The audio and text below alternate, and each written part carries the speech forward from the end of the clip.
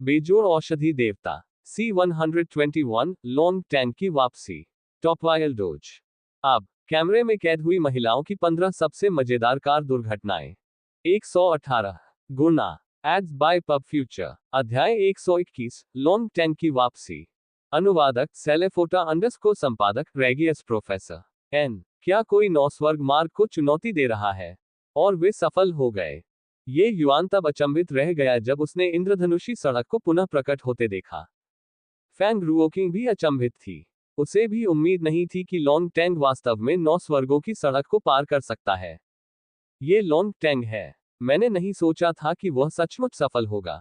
ये युआन ने अपना मुंह सिकोड़ लिया। क्या सभी ने नहीं कहा कि 9 स्वर्ग मार्ग एक मृत्यु क्षेत्र है? ऐसा लगता है कि यह इससे ज्यादा कुछ नहीं है।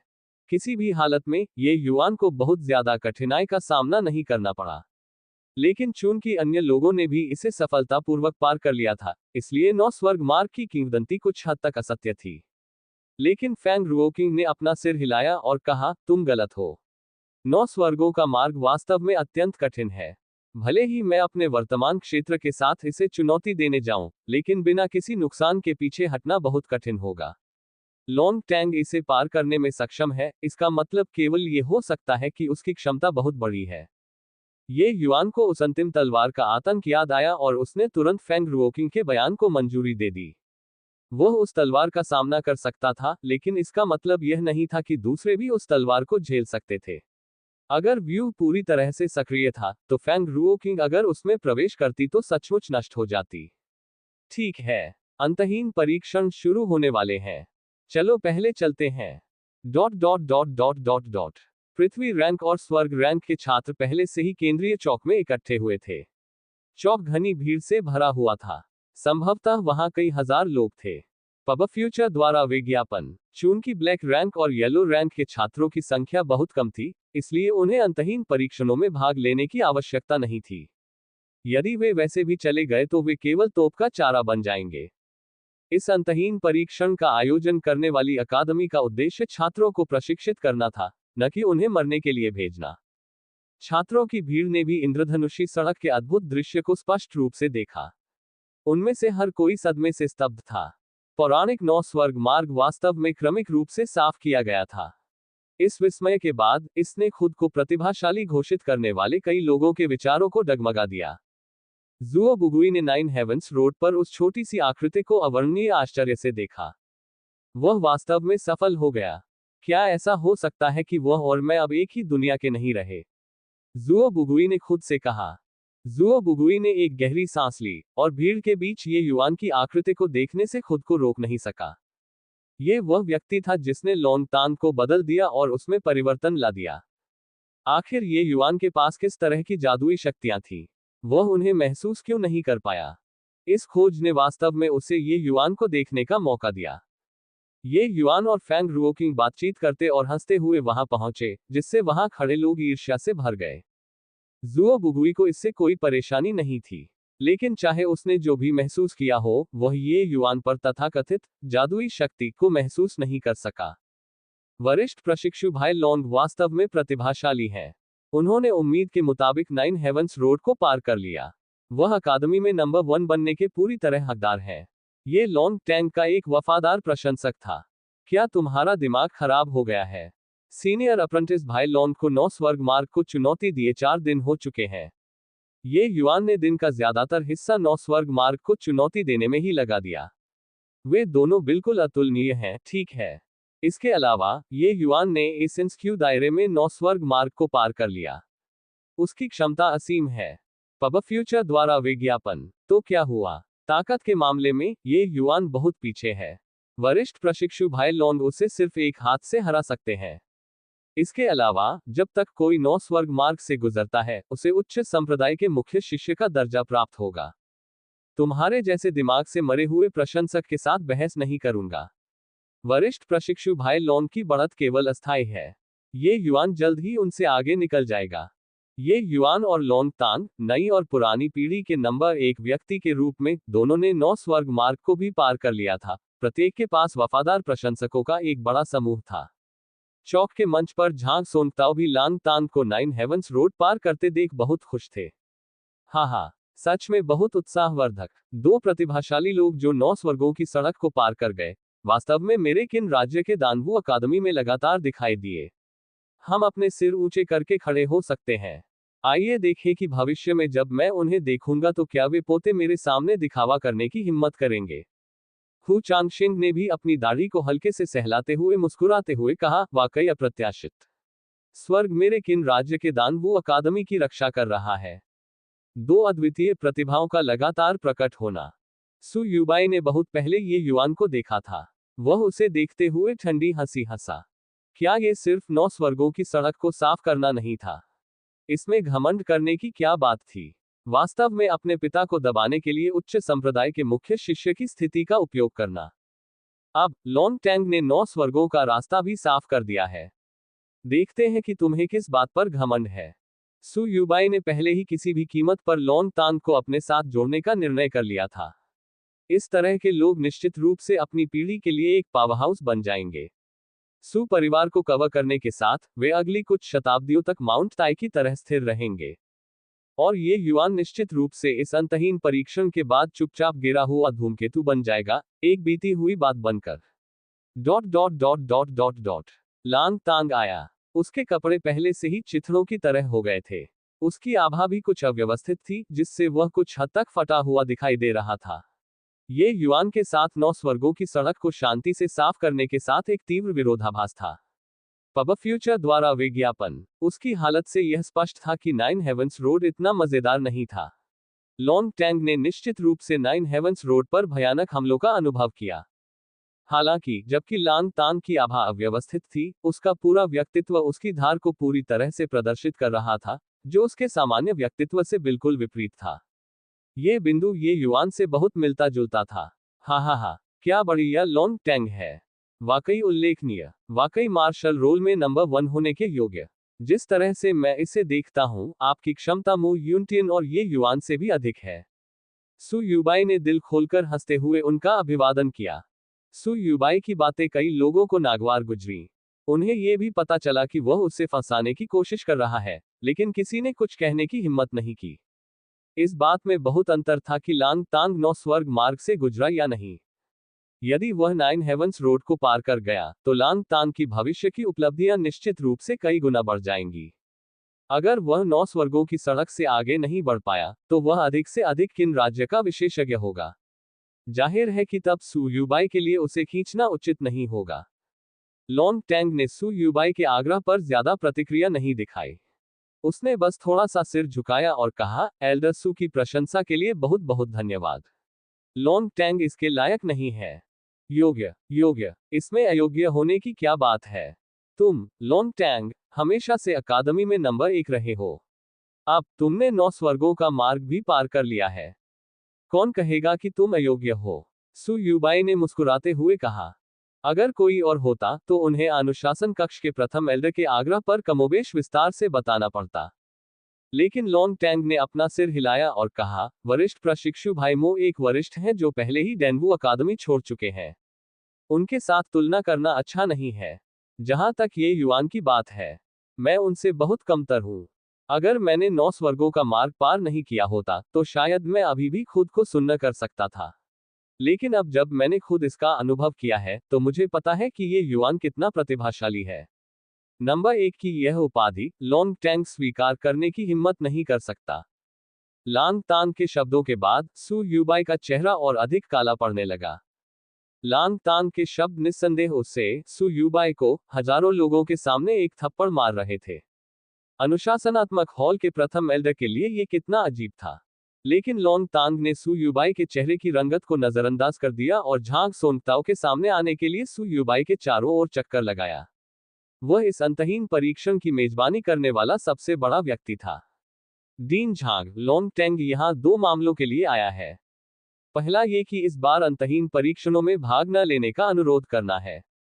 लॉन्ग टैंग ने अभी अभी 9 स्वर्ग मार्ग पार किया है और कुछ लाभ प्राप्त किया है। मैं कुछ समय के लिए बंद कमरे में एकांतवास में जाना चाहता हूं। मुझे उम्मीद है कि डीन झांग इसकी अनुमति देंगे। लॉन्ग टैंग की वर्तमान स्थिति स्पष्ट रूप से अंतहीन परीक्षणों में भाग लेने के लिए अनुपयुक्त थी। झांग सोंगताओ स्वाभाविक रूप से इतना अनुचित नहीं होगा। उसने सिर हिलाया और कहा, एन बंद एकांत में जाओ और अपने लाभों को अच्छी तरह से समझो। अंतहीन परीक्षणों के बारे में भूल जाओ। दूसरा मामला क्या है? दूसरा मामला है किसी व्यक्ति को धन्यवाद देना। उसके बिना मैं 9 स्वर्गों का मार्ग पार नहीं कर पाता। ओह, ऐसी कोई चीज है? 9 स्वर्गों वाली सड़क पार करने में वास्तव में आपकी सहायता करने की क्षमता किसके पास है? झांग सोंगताओ ने आश्चर्य से कहा। लॉन्ग टैंग की बात सुनकर सभी की जिज्ञासा जागृत हो गई, लेकिन जुओ बुगुई के अलावा किसी को भी इसका उत्तर नहीं पता था। पब फ्यूचर द्वारा विज्ञापन प्रायोजित सामग्री। अगर आज आपके पास 20,000 रुपए हैं तो कल आपके पास 2,90,000 रुपए होंगे। कोलकाता की 19 वर्षीय युवती ने बताया कि वह प्रतिदिन 2,90,000 रुपए कैसे कमाती है। संपर्क टॉस साइट में दान करें मेनू दिखाओ। उपन्यास ऑनलाइन पूरा पढ़े उपन्यास बिन। उपन्यास बेजोड़ औषधि देवता अध्याय 122 नियत युद्ध। बेजोड़ औषधि देवता C122 नियत युद्ध। पब फ्यूचर द्वारा विज्ञापन अध्याय 122 नियत युद्ध। अनुवादक सेलेफोटा अंडरस्को संपादक रेगियस प्रोफेसर।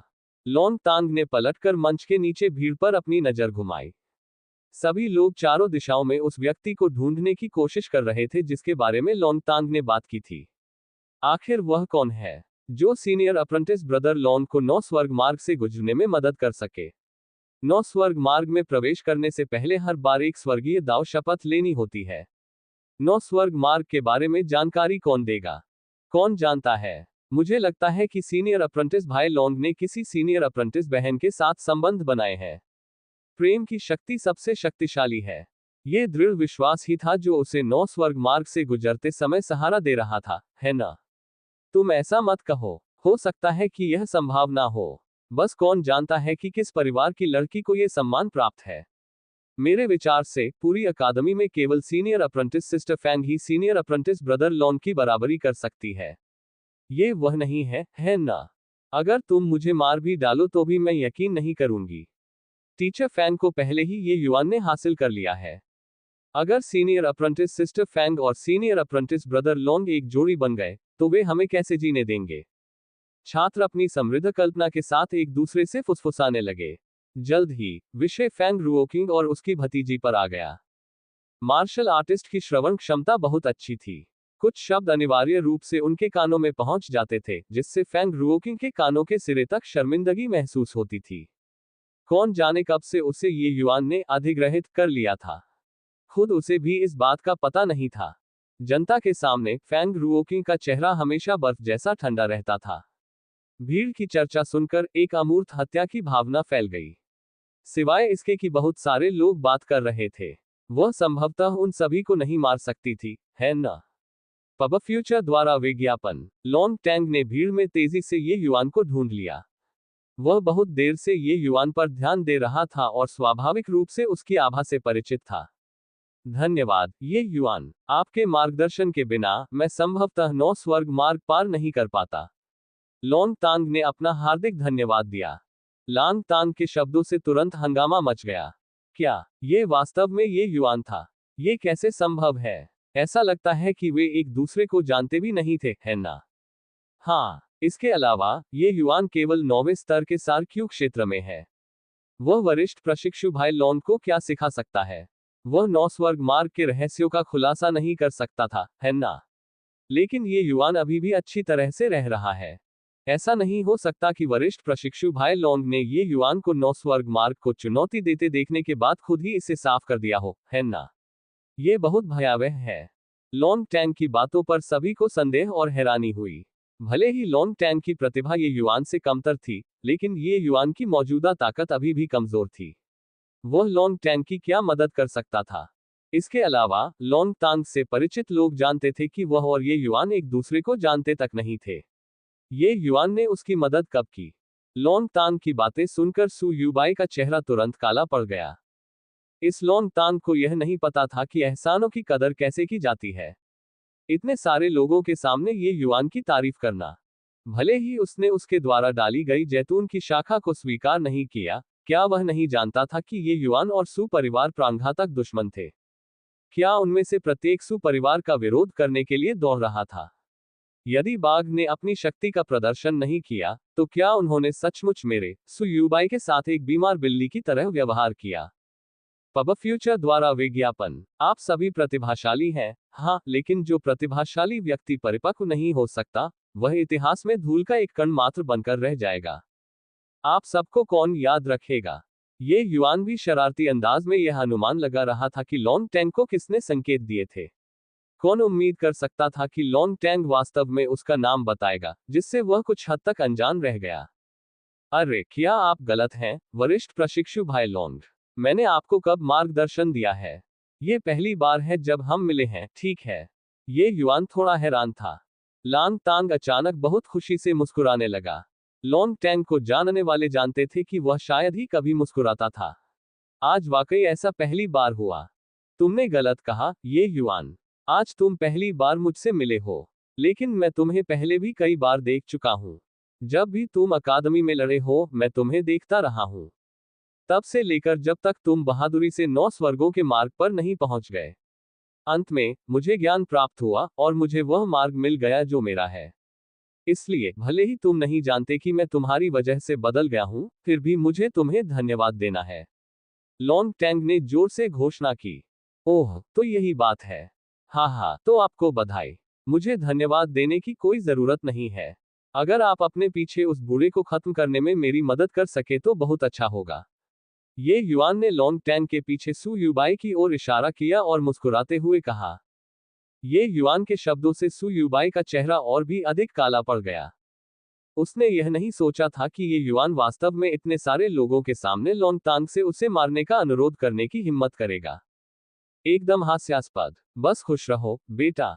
मैंने तुम्हारे लिए अनंत जंगल में एक ऐसा जाल बिछा दिया है जिससे बच पाना मुश्किल है। बस बिना किसी चिंता के जाओ। लॉन्ग तांग ने पीछे मुड़कर नहीं देखा। वह जानता था कि ये युआन किसकी ओर इशारा कर रहा था। हुर हुर, मैं अभी भी एल्डर सू की बराबरी नहीं कर सकता। मुझे डर है कि मैं आपकी यह इच्छा पूरी करने में आपकी मदद नहीं कर पाऊंगा। हालांकि 1 साल शायद मेरे लिए थोड़ा कम है, लेकिन यह आपके लिए पर्याप्त होना चाहिए। बदला लेने जैसी इस तरह की चीज को व्यक्तिगत रूप से करना अभी भी अधिक ताजा है। लॉन्ग तांग के शब्दों का पहला भाग तारीफ जैसा लग रहा था, लेकिन दूसरा भाग बस सु यूबाई को नीचा दिखाने जैसा था। और उसके शब्दों का अर्थ वास्तव में इस सत्य को स्वीकार करना था कि ये युआन उससे भी अधिक प्रतिभाशाली था। लॉन्ग टैंग, क्या तुम जानते हो कि अकादमी के बुजुर्ग का अपमान करने का क्या परिणाम होता है? सु यूबाई क्रोधित हो गया। लॉन्ग टैंग की पीठ सु यूबाई की ओर थी। उसने शुरू से ही जवाब देने की योजना नहीं बनाई थी। सु यूबाई के आचरण के प्रति लॉन्ग टैंग भी उससे बहुत घृणा करता था। यही वजह थी कि उसने वे शब्द कहे। तस्क तस्क तस्क। एल्डर सू की उम्र बढ़ती जा रही है। तुम सच में बहुत भुलक्कड़ हो। वरिष्ठ प्रशिक्षु भाई लॉन्ग ने 9 स्वर्ग मार्ग को पार कर लिया है, इसलिए उनका दर्जा पहले से ही शांत बादल संप्रदाय के मुख्य शिष्य के बराबर है। शांत बादल संप्रदाय में उनका दर्जा पहले से ही तुमसे अधिक है। तो क्या हुआ अगर वह तुम्हारा थोड़ा अपमान करते हैं? ये युआन ने उनका मजाक उड़ाया। अच्छा अच्छा, तुम सब विद्रोह करना चाहते हो, है ना? बस रुको। यह मत सोचो कि 9 स्वर्गों की सड़क को भाग्य से पार करने के बाद तुम निश्चिंत हो सकते हो। सु यूबाई के क्रोध की लपटें पहले ही आसमान को जला सकती थी। इसे बचाकर रखना बेहतर है, एल्डर सु। हम अब अंतहीन परीक्षणों में भाग लेने वाले हैं। बेहतर होगा कि आप सभी का समय न खराब करें। ये युआन ने सु यूबाई की धमकी को पूरी तरह से नजरअंदाज कर दिया। झांग सोंगताओ, जो अंतहीन परीक्षणों की मेजबानी कर रहा था, अब और नहीं देख सकता था। बोलते हुए उसने कहा, ठीक है, ठीक है। ये युआन, लॉन्ग टैंग, अब और खिलवाड़ मत करो। हालांकि तुम दोनों को पहले से ही उच्च संप्रदाय के मुख्य शिष्य का दर्जा प्राप्त है, फिर भी तुम किन के दानवू अकादमी के राज्य में हो, है ना? मुझे पता है कि दोनों पक्षों में कुछ शिकायतें हैं, इसलिए इस मामले को अस्थायी रूप से अलग रख दो। अभी भी अंतहीन परीक्षणों से गुजरना बाकी है। दोनों पक्षों, मेरा सम्मान करो और बहस करना बंद करो। झांग सोंगताओ के शब्द स्पष्ट रूप से सु यूबाई के प्रति पक्षपातपूर्ण थे। लेकिन ये युआन उदासीन था। किसी भी तरह से सु यूबाई का चेहरा पहले ही साफ हो चुका था। उसे कोई नुकसान नहीं हुआ। बल्कि ऐसा लग रहा था कि लॉन्ग टैंग ने अपनी बात पूरी नहीं की थी। उसने ये युआन से पूछा, ये युआन, हालांकि यह अनुरोध अचानक है, फिर भी मैं शांत बादल संप्रदाय की ओर जाने से पहले तुम्हारे साथ युद्ध करना चाहता हूं। मुझे आश्चर्य है कि तुम्हारी क्या राय है। यद्यपि यह पहली बार था जब ये युआन लोंगतान के संपर्क में आया था, फिर भी उस पर काफी अच्छी छाप थी। लोंग टैंग स्पष्ट रूप से एक स्पष्टवादी और दृढ़ निश्चयी व्यक्ति था, एक बहुत ही अच्छा प्रतिद्वंद्वी। इसके अलावा लोंग टैंग मार्शल रोल में पहले स्थान पर था। ये युआन दिव्य क्षेत्र में वापस जाना चाहता था, इसलिए लोंग टैंग सही मायने में उसका पहला अवरोध था। उसे तो पास होना ही था। ये युद्ध तो शायद बहुत पहले ही तय हो चुका था। ठीक है, भले ही वरिष्ठ प्रशिक्षु भाई लोंग आकर मुझे न ढूंढे, मैं भी तुम्हें ढूंढने जाऊंगा। इस लड़ाई में मैं जरूर जाऊंगा, ये युआन ने वीरतापूर्वक कहा। पब फ्यूचर द्वारा विज्ञापन संपर्क टॉस साइट मैप दान करें मेनू दिखाओ। उपन्यास ऑनलाइन पूरा पढ़े। उपन्यास बिन उपन्यास बेजोड़ औषधि देवता अध्याय 123 पूरी तरह बेशम। बेजोड़ औषधि देवता C123 पूरी तरह बेशम। पब फ्यूचर द्वारा विज्ञापन अध्याय 123 पूरी तरह बेशम। अनुवादक सेलेफोटा अंडरस्को संपादक रेगियस प्रोफेसर। वरिष्ठ प्रशिक्षु बहन फैंग, मेरे साथ मिलकर काम करो। मेरी 7 सितारा तलवार कला पहले से ही महान सफलता के स्तर तक प्रशिक्षित है। मैं तुम्हें नीचे नहीं खींचूंगा।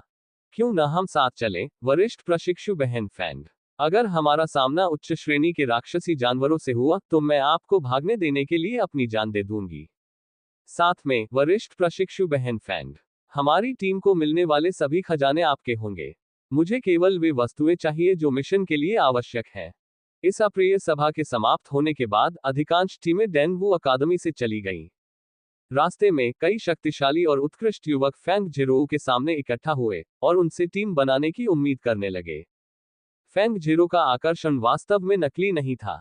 बस इस छोटी सी अवधि में पहले से कम 10 पुरुष छात्र थे जिन्होंने उसके साथ टीम बनाने का अनुरोध किया था, और उनकी ताकतें दूसरे स्तर की आत्मा संघनन क्षेत्र और उससे ऊपर की थीं। ये तो मानना ही पड़ेगा कि फैंग जिरोऊ का ठंडा और बर्फीला रूप पुरुषों की विजय की इच्छा को काफी हद तक उत्तेजित कर सकता था। वह इन पुरुष छात्रों के प्रति जितनी अधिक उदासीन थी, उतने ही अधिक उत्तेजित होकर ये पुरुष छात्र उसकी ओर दौड़ पड़ते थे। यहां तक कि जब फैंग जिरोऊ ने उन पुरुष छात्रों को अस्वीकार कर दिया, तब भी वे उसके आसपास ही चक्कर लगाते रहे। ये युआन न तो बहुत दूर और न ही बहुत पास चलता रहा। लेकिन अब वह भी शामिल हो गया और मुस्कुराते हुए पूछा, वरिष्ठ प्रशिक्षु बहन फैंग, मुझे क्यों नहीं ले जाते? आप देखिए, मेरी ताकत बहुत कम है। हम दोनों मिलकर आपकी अद्वितीय महिमा को पूरी तरह से प्रदर्शित कर सकते हैं। सभी ने ये युआन को तिरस्कार भरी नजरों से देखा। आपकी ताकत कम है। आपकी लड़ाकू क्षमता पहले से ही मार्शल रोल के शीर्ष 50 में रैंक कर सकती है। क्या बकवास इस स्तर तक भी पहुंच सकती है? पब फ्यूचर द्वारा विज्ञापन। इसके अलावा, क्या सभी महिलाएं पुरुषों द्वारा संरक्षित नहीं होना चाहती हैं? सुरक्षा के लिए आपके इस तरह के अपमानजनक अनुरोध को वरिष्ठ प्रशिक्षु बहन फैंग द्वारा निश्चित रूप से तिरस्कृत किया जाएगा। इस बारे में बात करते हुए, ये पहली बार नहीं था जब ये युआन किसी महिला की पीठ के पीछे छिपा था। पिछली बार जब सु युबाई ने घात लगाया था, तो क्या ये युआन भी शिक्षक फैंग के पीछे नहीं छिपा था? क्या ये युआन कमजोर लोगों को धमकाने और ताकतवर लोगों से डरने का एक विशिष्ट मामला हो सकता है? वरिष्ठ प्रशिक्षु बहन फैंग को ऐसा आदमी कैसे पसंद आ सकता है? इसके अलावा, अकादमी में इस समय कौन इस बात से अनजान था कि ये युआन ने पहले ही शिक्षक फैंग को उठा लिया है? अब वह फैंग जिरो को चिढ़ाने भी आया था। क्या ऐसा हो सकता है कि वह एक साथ चाची और भतीजी को इकट्ठा करना चाहता था? क्या वह अपना चेहरा बरकरार नहीं रखना चाहता था? यदि वरिष्ठ प्रशिक्षु बहन को कोई पुरुष नहीं भी मिला तो भी अपनी ही चाची के साथ पति साझा करना असंभव था, है न? ठीक इसी समय फैंग जिरो अचानक रुक गया और ठंडी निगाहों से ये युआन को देखने लगा। एक हड्डियां कंपा देने वाली मंशा फैल गई। जब सभी को लगा कि फैंग जिरो का गुस्सा फूटने वाला है, तो उसने ठंडे स्वर में 4 शब्द बोले, आगे निकल जाओ। सभी लोग जमीन पर गिर पड़े। आखिर दुनिया में क्या हुआ? ये दुनिया बहुत पागल है। वरिष्ठ प्रशिक्षु बहन फैंग वास्तव में सहमत थी। क्या ऐसा हो सकता है कि वरिष्ठ प्रशिक्षु बहन फैंग एक बहुत ही उदासीन बड़ी बहन थी जो इस तरह के खेल का आनंद लेती थी? यदि उन्हें पहले पता होता, तो वे भी वरिष्ठ प्रशिक्षु बहन फैंग की सुरक्षात्मक इच्छाओं को संतुष्ट करने के लिए दयनीय दिखने का नाटक करते। पब फ्यूचर द्वारा विज्ञापन। हाँ, सुना। वरिष्ठ प्रशिक्षु बहन फैंग पहले ही मेरे साथ जोड़ी बनाने के लिए सहमत हो गई है। सभी लोग उसके इर्द गिर्द चक्कर लगाना बंद करो। आप सभी यह भी जानते हैं कि एक बार वरिष्ठ प्रशिक्षु बहन फैंग भड़क जाती है तो आम लोग इसे बर्दाश्त नहीं कर सकते। बेहतर होगा कि आप खुद के लिए परेशानी न मोल लें। अगर आप इस वजह से दुखी हैं तो मुझे आप सभी को चेतावनी न देने के लिए दोष न दें। ये युआन ने मुस्कुराते हुए सभी को बताया। अंत में ये युआन ने वास्तव में रास्ता खोलने का मार्ग प्रशस्त किया। स्वाभाविक रूप से कुछ लोग थे जो अभी भी हार मानने को तैयार नहीं थे। अंत में जब फैंग जिरो ने अपनी तलवार खींची और लगभग एक कान काट दिया तो क्या सभी ने अनिच्छा से छोड़ दिया। इस समय ये युआन और फैंग जिरो पहले से ही अंतहीन जंगल की सीमा पर पहुंच गए थे। अंतहीन जंगल खतरों से भरा हुआ था, इसलिए जब छात्र अंतहीन परीक्षणों से गुजरते थे तो वे अक्सर 3 या जोड़े में भाग लेते थे। अंतहीन परीक्षणों की अवधि आधे महीने की थी। स्वर्ग रैंक के छात्रों के लिए मिशन 10 टियर 2 राक्षसी जानवरों के आंतरिक कोर और टियर 2 औषधीय जड़ी बूटियों के 10 डंठल जमा करना था। यह मिशन पूरा करना मुश्किल नहीं लग रहा था। उन्हें बस 10 टियर 2 राक्षसी जानवरों को मारना था, औषधीय जड़ी बूटियों के 10 डंठल इकट्ठा करने थे और बस इतना ही। लेकिन वास्तव में यह इतना आसान नहीं था। राक्षसी जानवरों की ताकत बहुत ज्यादा होती थी, अक्सर उसी स्तर के मार्शल कलाकारों की ताकत से एक स्तर ज्यादा। इसके अलावा कई राक्षसी जानवर समूहों में रहते थे। एक बार पकड़े जाने के बाद बचना लगभग असंभव था। इसके अलावा कुछ औषधीय जड़ी बूटियों की रक्षा के लिए अक्सर उनके साथ एक जानवर भी होता है। जड़ी बूटियों की कटाई करते समय कभी भी किसी राक्षसी जानवर के हमले का शिकार हो सकते हैं। इसलिए मिशन को पूरा करने के लिए टीमें बनाना स्पष्ट रूप से सबसे अच्छा विकल्प था। वरिष्ठ प्रशिक्षु बहन, क्या आप सारा दिन अपना बर्फीला चेहरा दिखाने से थक नहीं गई हैं? आसपास कोई न देखकर ये युआन फैंग जिरोऊ की ओर मुड़ा। ये तुम्हारा काम नहीं है। मैं चाहता हूं। फैंग जिरोऊ ने झपट्टा मारा। हालांकि वह अभी भी उसी ठंडे चेहरे पर थी, फिर भी वह उसे कैसे भी देखे ऐसा लग रहा था कि वह गुस्सा दिखा रही है। यह उस तरह की ठंड से बिल्कुल अलग था जो अभी हजारों मील दूर लोगों को दूर कर रही थी। ये युआन ने आह भरते हुए कहा, अंततः तुम्हें शादी करनी ही है, सुंदरी। तुम अपना मिस्टर राइट इस तरह कैसे ढूंढोगी? फैंग जिरोऊ ने कहा, तुम सभी बदबूदार आदमी, तुम में से हर कोई सिर्फ गंदी चीजों के बारे में सोचता है। तुम में से कोई भी अच्छा नहीं है। मुझे तुम सभी के प्रति अच्छा व्यवहार क्यों दिखाना है? आप एक ही झटके में लोगों के पूरे जहाज को पलट रहे हैं। चलिए पहले इस बारे में बात नहीं करते कि पुरुष अच्छे हैं या नहीं। पुरुषों और महिलाओं का ये दांव एक प्राकृतिक महान दांव है। एक सज्जन व्यक्ति एक सुंदर युवती का पीछा करता है। इसमें कुछ भी अनुचित नहीं है ना? मैंने ये भी नहीं कहा कि मुझे कोई दांव साथी नहीं मिल रहा। तुम किस बात से चिंतित हो? मुझे यह मत बताओ कि तुम इतने चिंतित इसलिए हो क्योंकि तुम उन बदबूदार पुरुषों की तरह इस युवती के प्रेम में पड़ गए। फैंग जिरो के शब्दों ने अनजाने में ही ये युआन को बाकी लोगों से अलग कर दिया। सबसे अधिक संभावना है कि उसे खुद भी इसका एहसास नहीं हुआ होगा।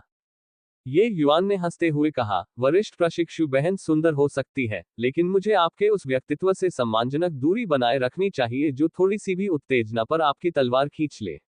मैं एक ऐसा दाव साथी नहीं ढूंढना चाहता जो एक दिन मुझे चाकू मार दे। यह एक बहुत ही अन्यायपूर्ण मौत होगी।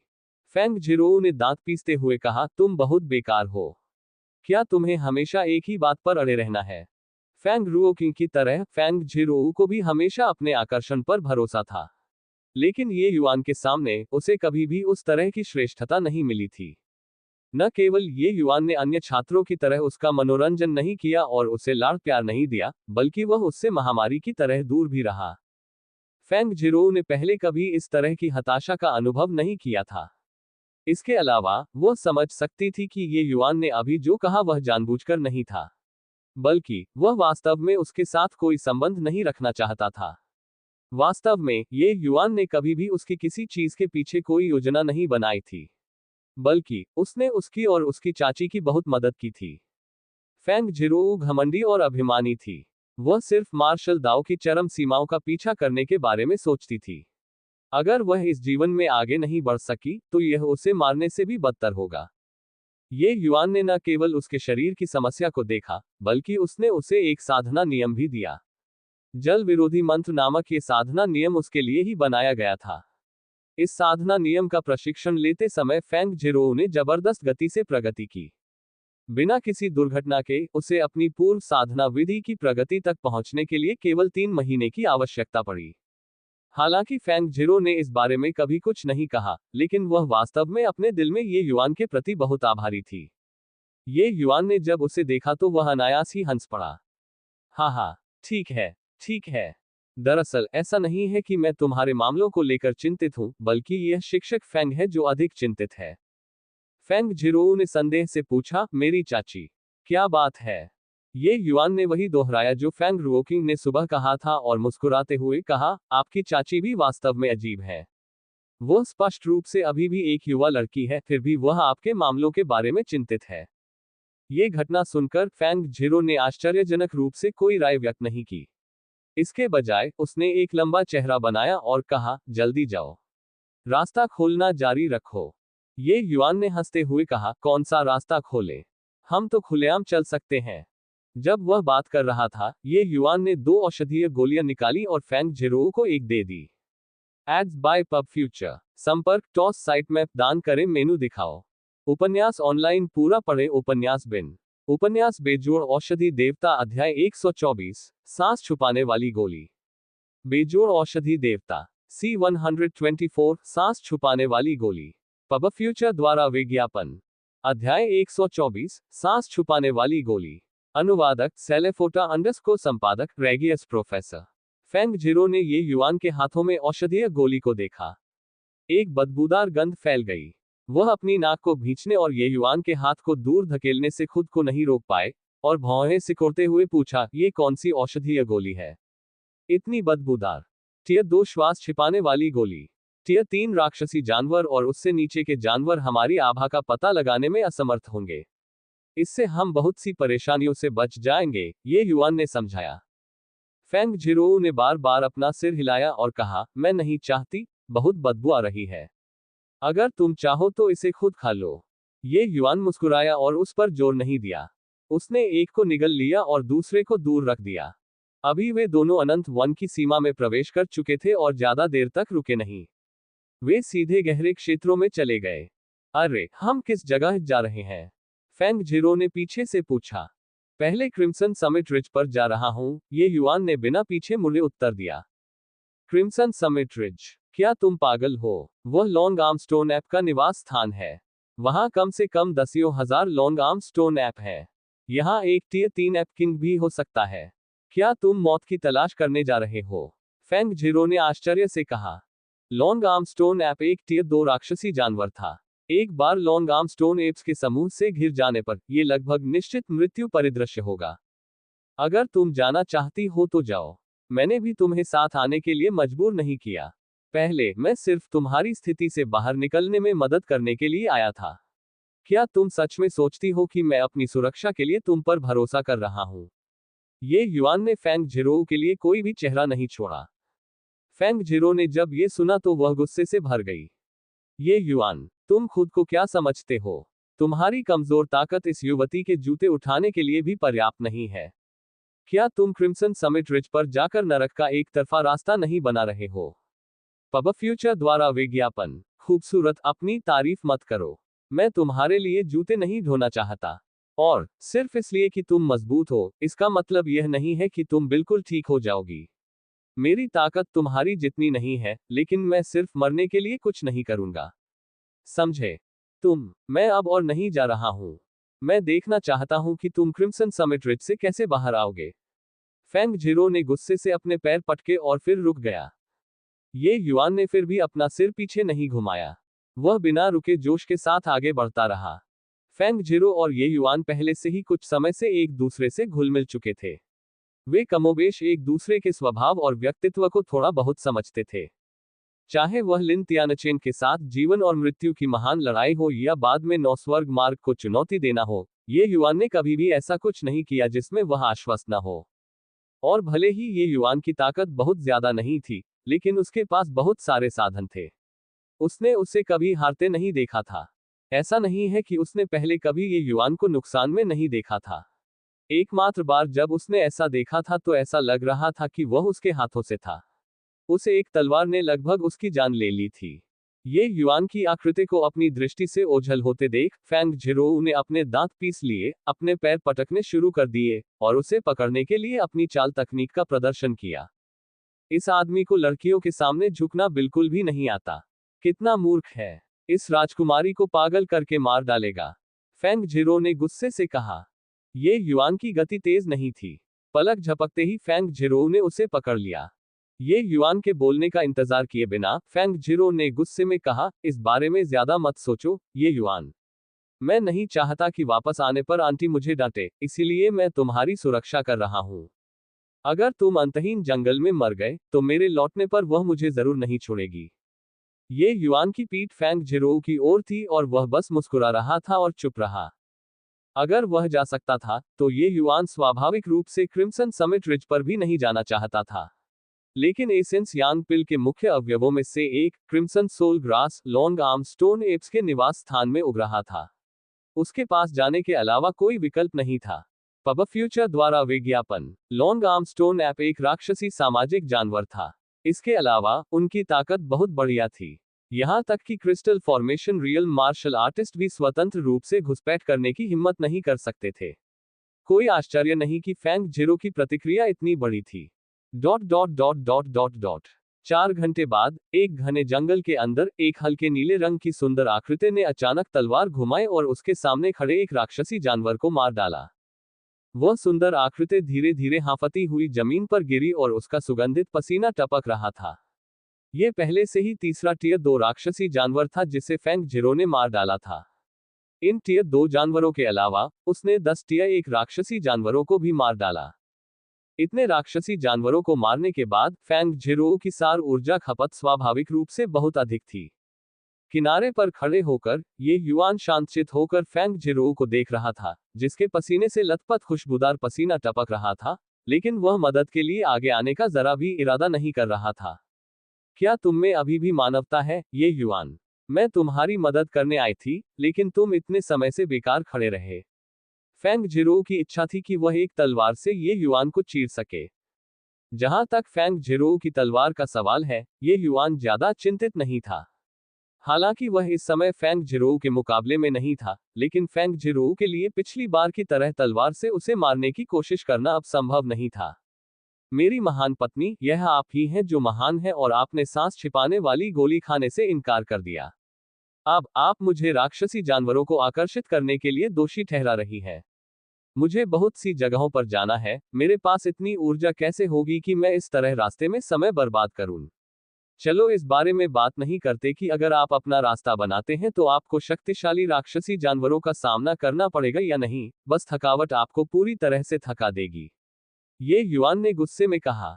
अंतहीन जंगल असीम रूप से विशाल था। सीमाओं से क्रिम्सन समिट रिज की दूरी 1000 मील थी। मानव मार्शल कलाकारों के लिए ये पहले से ही बहुत गहरी जगह थी।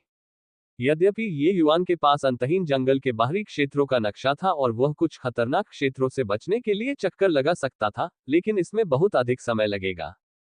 वह टालमटोल कर सकता था, लेकिन लू एयर ऐसा नहीं कर सकता था। इसलिए वह केवल सीधी रेखा में ही चल सकता था। सांस रोकने वाली गोली खाने से परेशानी कम हो सकती थी, लेकिन फेंग जिरो ने इसे खाने से इनकार कर दिया। ये युआन भी फेंग जिरो के गुस्से को जानता था। उसे सलाह देना बेकार था। उसे कुछ कष्ट सहने देने पर ही वह अपना मन बदल सकती थी। वास्तव में अब जब ये युआन ने ऐसा कहा तो फेंग जिरो को अचानक एक रहस्योद्घाटन हुआ। कोई आश्चर्य नहीं कि रास्ते में राक्षसी जानवरों ने ये युआन पर हमला नहीं किया और बस उस पर जोरदार तरीके से झपट पड़े, जैसे कि उन्होंने ये युआन को देखा ही ना हो। तो असल में यही कारण था। फेंग जिरो ये युआन के कीमिया मानकों को जानती थी, इसलिए स्वाभाविक रूप से उसे उसकी औषधीय गोलियों पर संदेह नहीं होगा। जब भी वह उस असहनीय बदबू के बारे में सोचती, फेंग जिरो बस पीछे हट जाती। फेंग जिरो के हाव भाव को कई बार बदलते देख ये युआन ने उस औषधीय गोली को फिर से निकाला और कहा, वरिष्ठ प्रशिक्षु बहन, यदि आप मेरे पीछे आगे आने की योजना बना रही हैं, तो बस इस औषधीय गोली को एक सांस में निगल लें। अन्यथा हम यहीं अलग हो सकते हैं। आप ये भी जानती हैं कि मैं इस बार महत्वपूर्ण मामलों के कारण अंतहीन जंगल में आया हूं।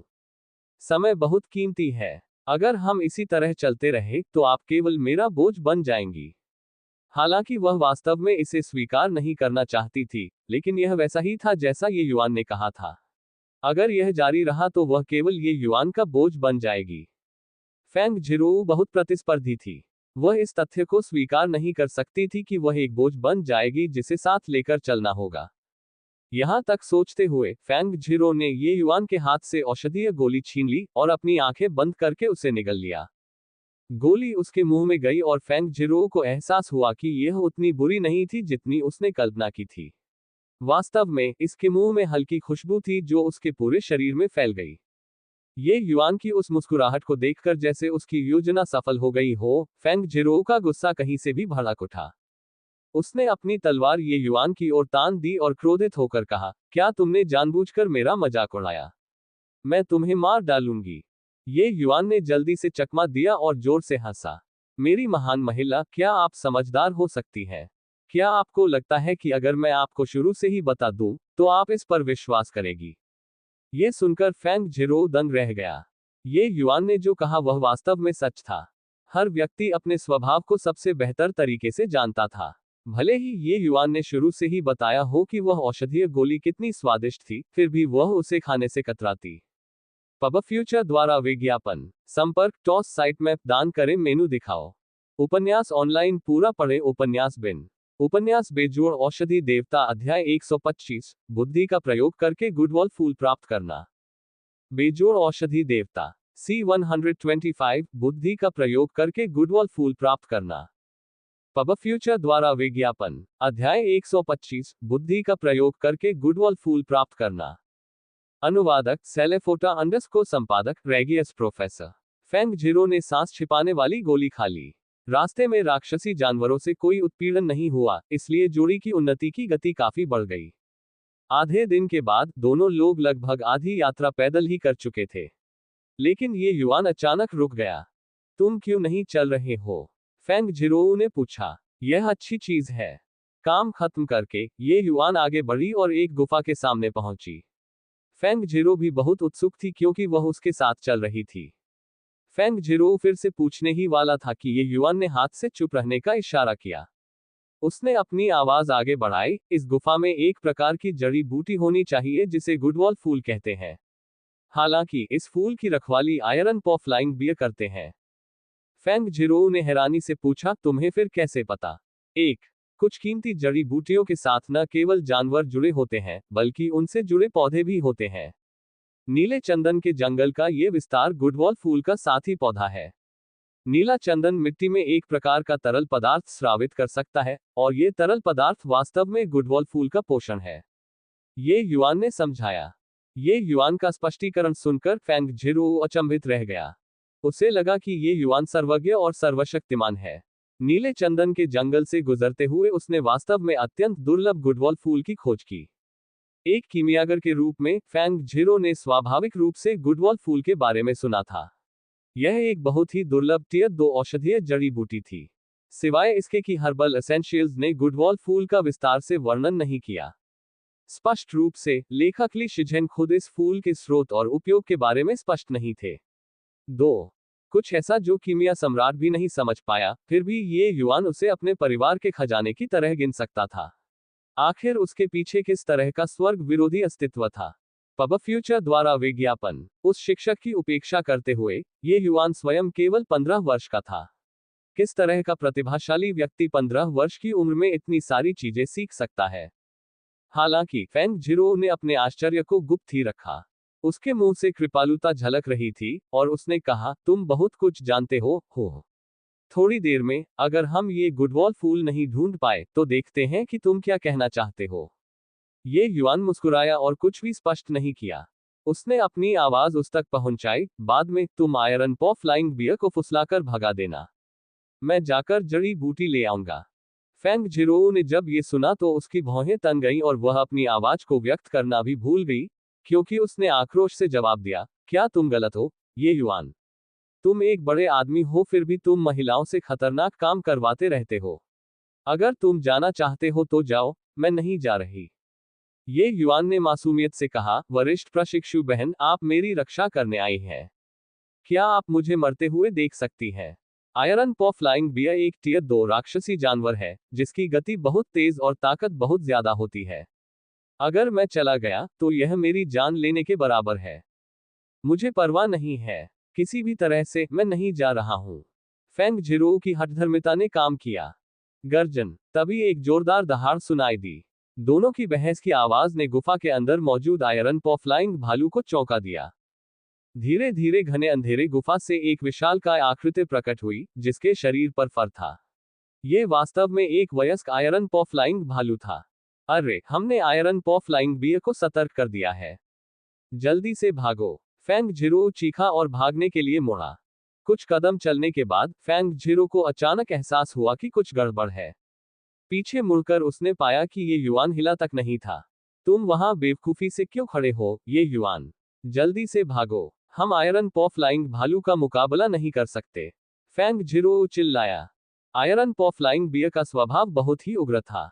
ये युआन को बिना हिले डुले खड़ा देखकर उसने तुरंत उस पर हमला कर दिया। वूश। लौह पंजे वाला उड़ने वाला भालू फिर से दहाड़ा और बिजली की गति से ये युआन पर झपटा। पब फ्यूचर द्वारा विज्ञापन। लेकिन ये युआन वहीं पर निश्चल खड़ा रहा, जैसे वह बुरी तरह डर गया हो। फेंग झिरो को उम्मीद नहीं थी कि इस तरह की स्थिति उत्पन्न होगी। आयरन पॉ फ्लाइंग बियर की आक्रमण शक्ति बहुत मजबूत थी। अगर उसकी हथेली पूरी तरह से जमीन पर आ जाती तो ये युआन कैसे बच सकता था? हालांकि फेंग झिरो को ये युआन के साथ झगड़ा करना पसंद था, लेकिन इसका मतलब यह नहीं था कि वह वास्तव में ये युआन को इस तरह मरते हुए देख सकती थी। पलक झपकते ही आयरन पॉ फ्लाइंग बियर कई दर्जन मीटर पार कर चुका था। उस विशालकाय भालू के पंजे ने पहले ही ये युआन की ओर प्रहार किया। फेंग झिरो ने अपने दांत पीस लिए और अपनी गति तकनीक के साथ पूरे जोर से ये युआन की ओर झपटा। डिंग। आयरन पॉ फ्लाइंग बियर और फेंग झिरो की तलवार के बीच घनिष्ठ संपर्क हुआ और वास्तव में चिंगारी के साथ तीव्र धातु खरोंचने की आवाजें निकली। आयरन पॉ फ्लाइंग बियर का पंजा दूर हो गया, लेकिन फेंग झिरो लगातार कई कदम पीछे हट गई। उसके सीने में खून का एक उछाल आया। आयरन पॉ फ्लाइंग बियर के आयरन पॉ का नाम बिल्कुल सही था। भालू के पंजे की एक जोड़ी की ताकत वास्तव में जादुई कलाकृतियों के बराबर थी। फेंग झिरो की तलवार स्वाभाविक रूप से एक दुर्लभ उच्च श्रेणी की जादुई कलाकृति थी, लेकिन यह वास्तव में भालू के पंजे पर कोई चोट नहीं छोड़ सकती थी। तभी ये युआन ने पलटकर फेंग झिरो को देखा। उसने मुस्कुराते हुए कहा, मुझे बचाने के लिए सीनियर अप्रेंटिस सिस्टर फेंग का बहुत बहुत शुक्रिया। चूंकि तुम पहले से ही मैच हो चुकी हो, तो मुझे उसे लुभाने के लिए तुम्हें परेशान करना पड़ेगा। तुमने वास्तव में मेरा इस्तेमाल किया।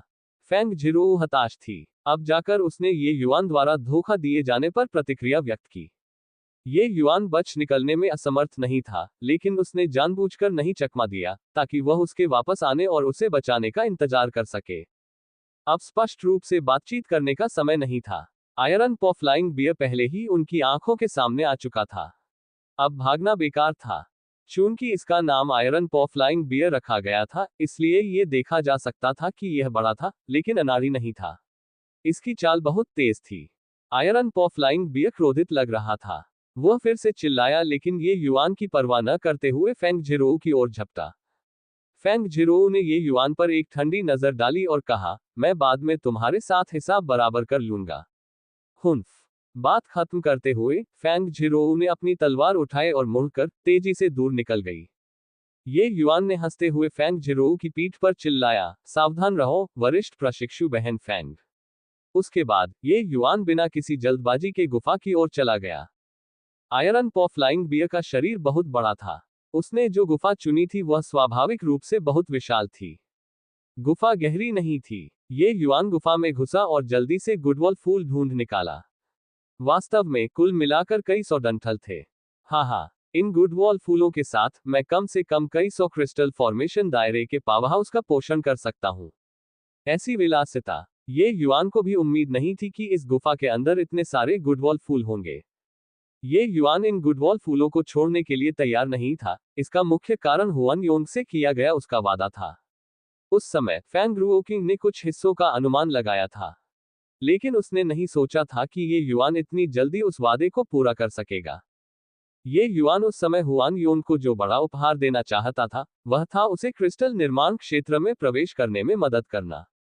यह मत देखिए कि 9वें स्तर का स्पिरिट कंडेंसेशन दायरा क्रिस्टल फॉर्मेशन दायरे से कितना छोटा सा दूर था। वह छोटा सा हिस्सा इतना पास था, फिर भी ध्रुवों से अलग था। आत्मा संघनन क्षेत्र के अधिकांश मार्शल कलाकारों के लिए उनके मार्शल पथ का अंतिम बिंदु 9वें स्तर का आत्मा संघनन क्षेत्र था। क्रिस्टल संरचना क्षेत्र में प्रवेश करना बिल्कुल वैसा ही था जैसे 1000 लोगों की सेना और 10,000 घोड़ों का एक लकड़ी के पुल को पार करना। ये बेहद मुश्किल था। ये जानना जरूरी था कि सू युबाई को आधे कदम के क्रिस्टल निर्माण क्षेत्र में फंसे हुए 1 दर्जन से ज्यादा साल हो चुके थे। फिर भी वह कदम उठाने में असमर्थ था। क्रिस्टल निर्माण क्षेत्र में प्रवेश करने की कठिनाई की कल्पना की जा सकती है। ये युआन के अवलोकन के अनुसार हुआन योंग को क्रिस्टल निर्माण क्षेत्र में प्रवेश करने की उम्मीद थी। बस समय का निर्धारण करना मुश्किल था। उनकी मदद से हुआन योंग इस कदम को कम से कम 30 साल तक छोटा कर सकता है। ये युआन स्वाभाविक रूप से हुआन योंग की सहायता के लिए औषधीय गोलियों का उपयोग कर रहा होगा। मार्शल कलाकारों को क्रिस्टल निर्माण क्षेत्र में सफलता प्राप्त करने में मदद करने वाली औषधीय गोली को क्रिस्टल निर्माण गोली कहा जाता था। एक साधारण उच्च श्रेणी की क्रिस्टल निर्माण गोली क्रिस्टल को संघनित करने की सफलता दर को 30% तक बढ़ा सकती है। ये युआन के मानकों के साथ, जब तक वह क्रिस्टल निर्माण क्षेत्र में प्रवेश नहीं कर लेता, तब तक ये स्वाभाविक रूप से सिर्फ इतना ही नहीं होगा। और गुडवॉल फ्लावर क्रिस्टल फॉर्मेशन पिल के लिए मुख्य सामग्री में से एक था। इन क्रिस्टल फॉर्मेशन पिल्स के साथ, ये Yuan crystal formation real martial artist की एक सेना भी बना सकता है। ऐसी शक्ति वस्तुतः शांत बादल के 10 राष्ट्रों को पार कर सकती है। पब फ्यूचर द्वारा विज्ञापन। संपर्क टॉस साइट मैप दान करें मेनू दिखाओ। उपन्यास ऑनलाइन पूरा पढ़े उपन्यास बिन। उपन्यास बेजोड़ औषधि देवता अध्याय 126। क्या आप वास्तविक है? बेजोड़ औषधि देवता C126। क्या आप वास्तविक है? पब फ्यूचर द्वारा विज्ञापन। अध्याय 126। क्या आप वास्तविक है? अनुवादक सेलेफोटा अंडरस्कोर संपादक रेगियस प्रोफेसर। इन गुडवॉल फूलों को अपनी भंडारण अंगूठी के अंदर रखते हुए ये युआन ने गुफा के गहरे हिस्सों की खोज जारी रखी। एक कीमियागर के रूप में ये युआन सभी प्रकार के राक्षसी जानवरों की रहन सहन की आदतों से बहुत परिचित था। आयरन पॉ फ्लाइंग बियर सिर्फ गुडवॉल फ्लावर का साथी जानवर नहीं था। इसमें भालुओं की कुछ आदतें भी थीं, जैसे शहद खाने का उनका शौक। कुछ शहद बहुत कीमती था। ये युआन बस अंदर जाकर अपनी किस्मत आजमाना चाहता था। ये गुफा बहुत साफ सुथरी थी। जाहिर है, उस आयरन पॉ फ्लाइंग भालू को ये जगह बहुत प्रिय थी। कुछ ही देर में ये युआन ने एक पत्थर का टीला देखा। ये पत्थर का टीला उस आयरन पॉ फ्लाइंग बियर से थोड़ा बड़ा था। ये स्पष्ट था कि यह यहीं पर आराम कर रहा था। ये युआन ने आसपास के वातावरण का निरीक्षण किया और शहद के एक टुकड़े की जांच करने के लिए आगे बढ़ा, और रोमांचित होने से खुद को रोक नहीं सका। ये वास्तव में सिल्वर स्वॉर्ड बी शहद है, और इसमें बहुत कुछ है। मुझे वास्तव में सोना मिल गया है। ऐसा लगता है कि वह बड़ा बेवकूफ भालू इसे खाने के लिए सहन नहीं कर सका और इसे यहाँ जमा कर दिया। मैंने नहीं सोचा था कि मुझे इससे लाभ होगा। हे, इस चीज के साथ, मैं बाद में फैंग जीरो को उस लड़की को सही ठहरा सकता हूँ। अन्यथा, वह निश्चित रूप से मुझे आधे में विभाजित करेगी। सिल्वर स्वॉर्ड बी भी इसी तरह का एक टियर 2 राक्षसी जानवर था। इसके अलावा, इसकी हमला करने की शक्ति बहुत मजबूत थी, और इसका डंक बहुत जहरीला था। आम आदमी इसके पास जाने की हिम्मत नहीं करता था। ऐसा लगता है कि उस बेवकूफ बड़े भालू की त्वचा वाकई मोटी है। सिल्वर स्वॉर्ड बी के छत्ते को खत्म करने के लिए वाकई प्रभावशाली। सिल्वर स्वॉर्ड बी का शहद मिलना बहुत मुश्किल था। इसे सीधे खाने से होने वाले प्रभाव किसी उत्कृष्ट श्रेणी के एसेंस क्यू पिल से कम नहीं थे।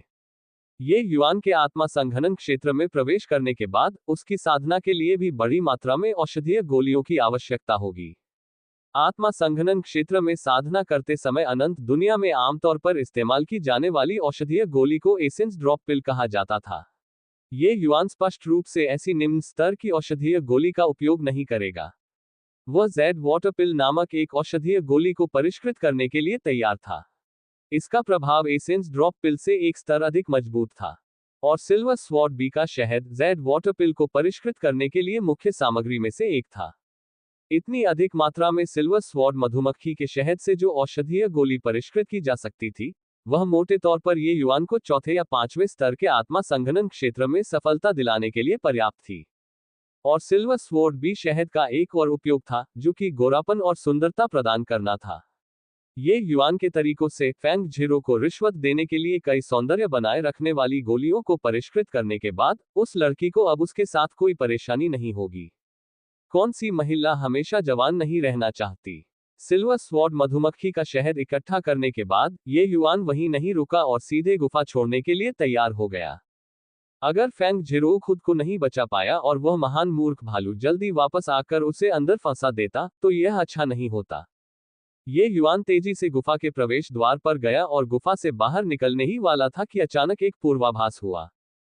4 अलग अलग दिशाओं से ठंडी रोशनी की 4 धारियां आई और सीधे ये युआन पर हमला कर दिया। इन चारों लोगों की सारी शक्ति आत्मा संघनन क्षेत्र में थी।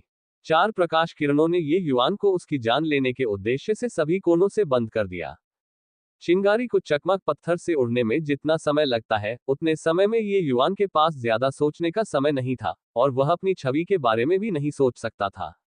वह सीधे गुफा के अंदर लुढ़क गया और इन 4 हमलों से बमुश्किल बच पाया। फिर भी एक ब्लेड ने ये युआन के पिंडली पर वार किया। बड़े भाई, पता चला कि यह सिर्फ 9वें स्तर का सार क्यूई दायरे का बच्चा है। हमें बहुत गंभीरता से इंतजार कराया। पब फ्यूचर द्वारा विज्ञापन। इस बदमाश को कम मत आंको। 9वें स्तर का सार क्यूई क्षेत्र वास्तव में हमारे घात को चकमा दे सकता है। उसकी ताकत को कम नहीं आंका जा सकता। तुम उससे क्यों डर रहे हो? हम दक्षिणी रिज के 4 नायक आत्मा संघनन क्षेत्र के विशेषज्ञ हैं। तुम तो तीसरे स्तर के आत्मा संघनन क्षेत्र में भी हो बड़े भाई। इस बदमाश का निकास भी हमने बंद कर दिया है। मुझे मत बताओ कि वह उड़ सकता है। घात लगाए बैठे लोगों ने पीछा जारी नहीं रखा बल्कि बाहर निकलने का एकमात्र रास्ता बंद कर दिया। ये युआन जमीन से रेंगकर ऊपर आया और उसे अपने पिंडली में जलन महसूस हुई। ये युआन जहर से परिचित था और जानता था कि ब्लेड पर जहर लगा हुआ है। उसने अनजाने में भौहें सिकुड़ी और अपनी स्टोरेज रिंग से एक डिटॉक्सिफिकेशन पिल निकाली और उसे खा लिया। तभी इसने जहर को दबा दिया। दक्षिणी रिज के 4 नायकों ने ये युआन की हरकतें देखी लेकिन उसे रोका नहीं। वे बस उसे एक मुस्कान के साथ देखते रहे जो मुस्कान नहीं थी। उनमें से एक ने कहा, यह बेकार है बेटा। ये विष कुछ ऐसा है जिसे हम दक्षिणी रिज 4 हीरोज ने 5 जहर अमर से भीख मांगी थी। भले ही टियर 2 राक्षसी जानवर इससे पीड़ित हो जाएं, वे आधे दिन बाद ही जहर से मर जाएंगे। तुम्हारे जैसे 9वें स्तर के सार क्यूई दायरे की तो बात ही छोड़ो। साधारण विषृंग गोलियां इस जहर को पूरी तरह से खत्म नहीं कर सकती। ये युआन ने उसे अनदेखा किया, बॉस जैसे मार्शल कलाकार का सामना किया और एक सवाल के साथ जवाब दिया, आप लोग राक्षसी जानवर शिकारी हैं। ये देखते हुए कि इन कुछ लोगों के उपकरण कितने जर्जर थे और उनकी उम्र भी काफी अधिक थी, वे स्पष्ट रूप से डैनवू अकादमी के छात्र नहीं थे। तो बस राक्षसी जानवर शिकारी ही बचे। ये स्थान सीमाओं से लगभग 500 मील दूर था, ठीक वही स्थान जहां आत्मा संघनन क्षेत्र के राक्षसी पशु शिकारी अक्सर आते थे। अंतहीन परीक्षणों में न केवल छात्रों और राक्षसी जानवरों के हमलों का सामना करना पड़ता था, बल्कि राक्षसी जानवर शिकारी भी खतरे का स्रोत थे। वे मूल रूप से एक ब्लेड की धार पर अपने जीवन के साथ काम करते थे, जबकि दानवू अकादमी के छात्र स्वर्ग के सभी गर्वित बच्चे थे, जो अनगिनत साधना संसाधनों का आनंद लेते थे। इस तुलना के तहत स्वाभाविक रूप से कई राक्षसी जानवर शिकारी थे जो अनुचित महसूस करते थे और उनमें से कुछ प्रतिशत छात्रों पर हाथ उठाने का विकल्प चुनते थे। पिछले अंतहीन परीक्षणों में राक्षसी पशु शिकारियों के हाथों मरने वाले छात्रों की संख्या कम नहीं थी। ये सही है। अगर मैंने सही अनुमान लगाया है तो आप डैनवू अकादमी के छात्र होने चाहिए, है ना? ऐसा लगता है कि एक बार फिर डैनवू अकादमी के अंतहीन परीक्षणों का समय आ गया है, बॉस ने कहा। तुम लोगों ने मुझ पर घात क्यों लगाया? ये युआन ने फिर पूछा। बॉस ने हंसते हुए उस जगह की ओर इशारा किया जहां गुडवॉल फूल मूल रूप से थे और कहा, स्वाभाविक रूप से आपके पास मौजूद कीमती जड़ी बूटियों के लिए।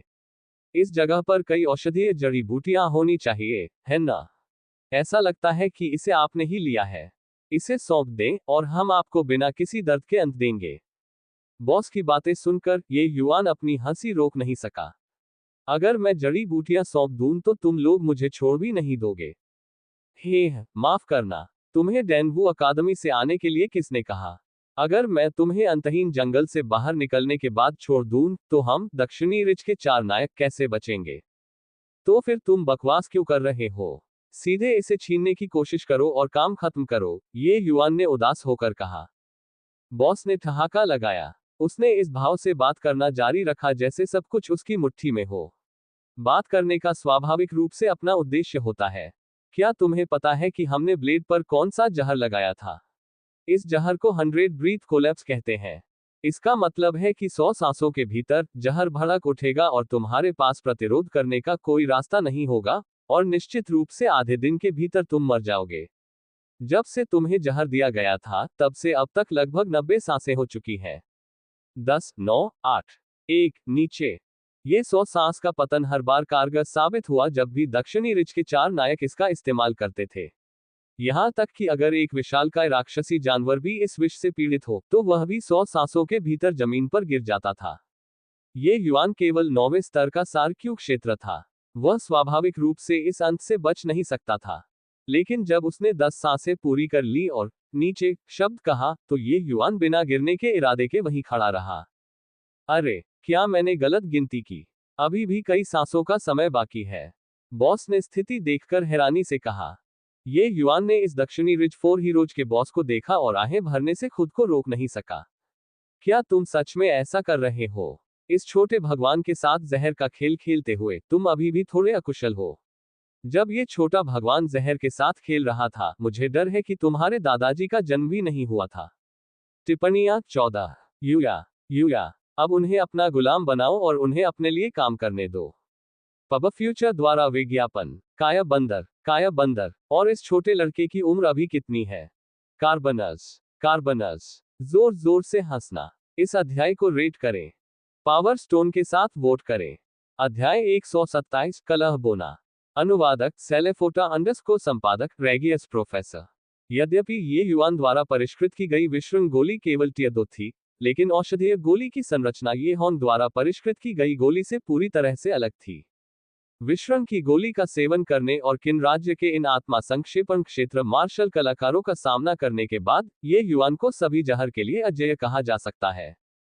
यदि कई आत्मा संक्षेपण क्षेत्र मार्शल कलाकार एक उत्कृष्ट कीमिया सम्राट द्वारा परिष्कृत एक विश्वंग गोली के साथ जहर दे सकते हैं तो यह वास्तव में एक मजाक होगा।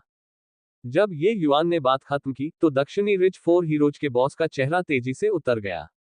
एक किशोर अपने दादा के बारे में उसके मुंह पर बात कर रहा था कि अभी तक उनका जन्म भी नहीं हुआ था। इन शब्दों में अवर्णनीय विचित्रता थी।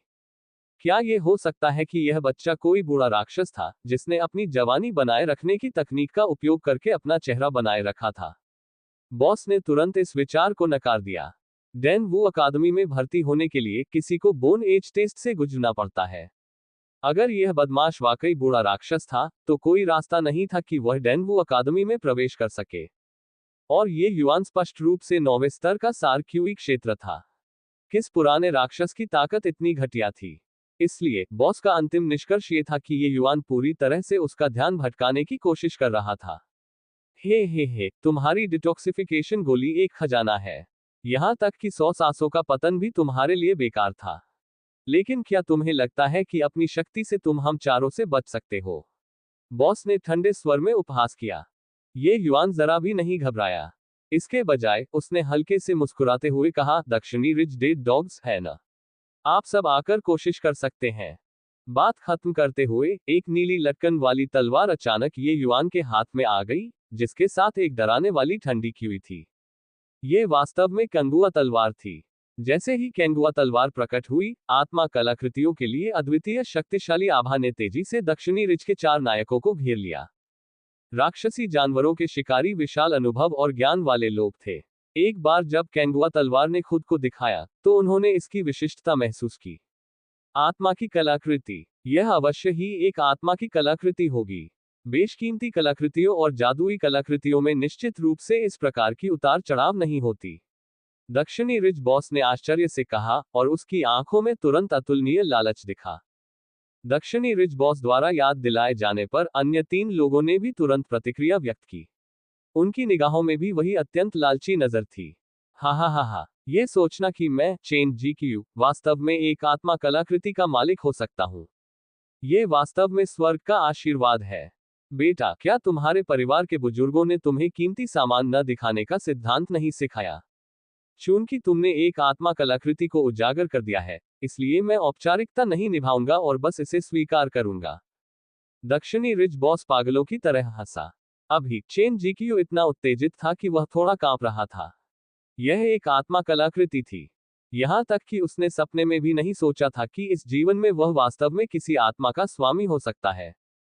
चेन जिकियू ने पहले से ही कैंगुआ तलवार चलाने और 4 दिशाओं में वध करने के दृश्य की कल्पना करना शुरू कर दिया था। बस इसकी कल्पना करना ही किसी को उत्साहित कर सकता था। ये युआन ने चेन जिकियू को देखा और एक ऐसी मुस्कान के साथ जो स्पष्ट रूप से ईमानदार नहीं थी, उसने कहा, क्या ऐसा है? लेकिन यहाँ केवल एक ही आत्मा कलाकृति है, फिर भी आप 4 हैं। आप इसे कैसे वितरित करने की योजना बना रहे हैं? जैसे ही ये युआन के शब्द निकले, दक्षिणी रिच के 4 नायकों का चेहरा बदल गया। हंफ, हम 4 भाइयों के बीच मतभेद पैदा करने की कोशिश कर रहे हो, तुम अभी भी बहुत अनुभवहीन हो, बदमाश। आवंटन के बारे में, हम भाई स्वाभाविक रूप से तुम्हें मारने के बाद इस पर चर्चा करने के लिए समय लेंगे।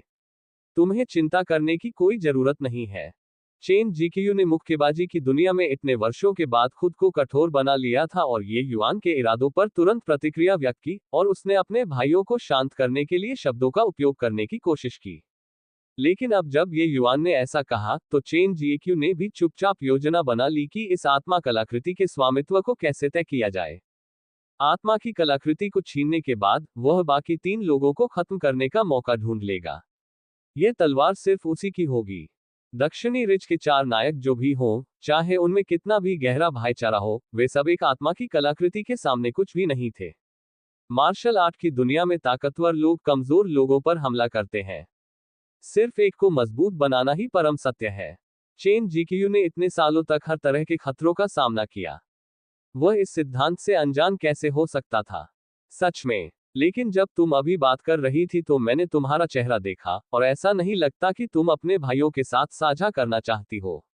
तुम पहले अपने भाइयों को शांत करने के बारे में नहीं सोच रही हो, और फिर आत्मा की कलाकृति को छीनने के बाद उन्हें मार डालोगी ताकि सब कुछ अपने पास रख सको, है ना? उत्तेजित मत हो, मैं बस अनुमान लगा रही थी। हुर हुर, ये युआन ने तिरछी आंखों से बड़े पैमाने पर मुस्कुराया। अपने मन की बात समझकर चेन जिकियू क्रोधित होने से खुद को नहीं रोक सका। तुम मौत की तलाश में हो, बदमाश। हम भाइयों ने इतने सालों तक आग और पानी का सामना किया है। हमारी भावनाएं धातु की तरह ठोस हैं।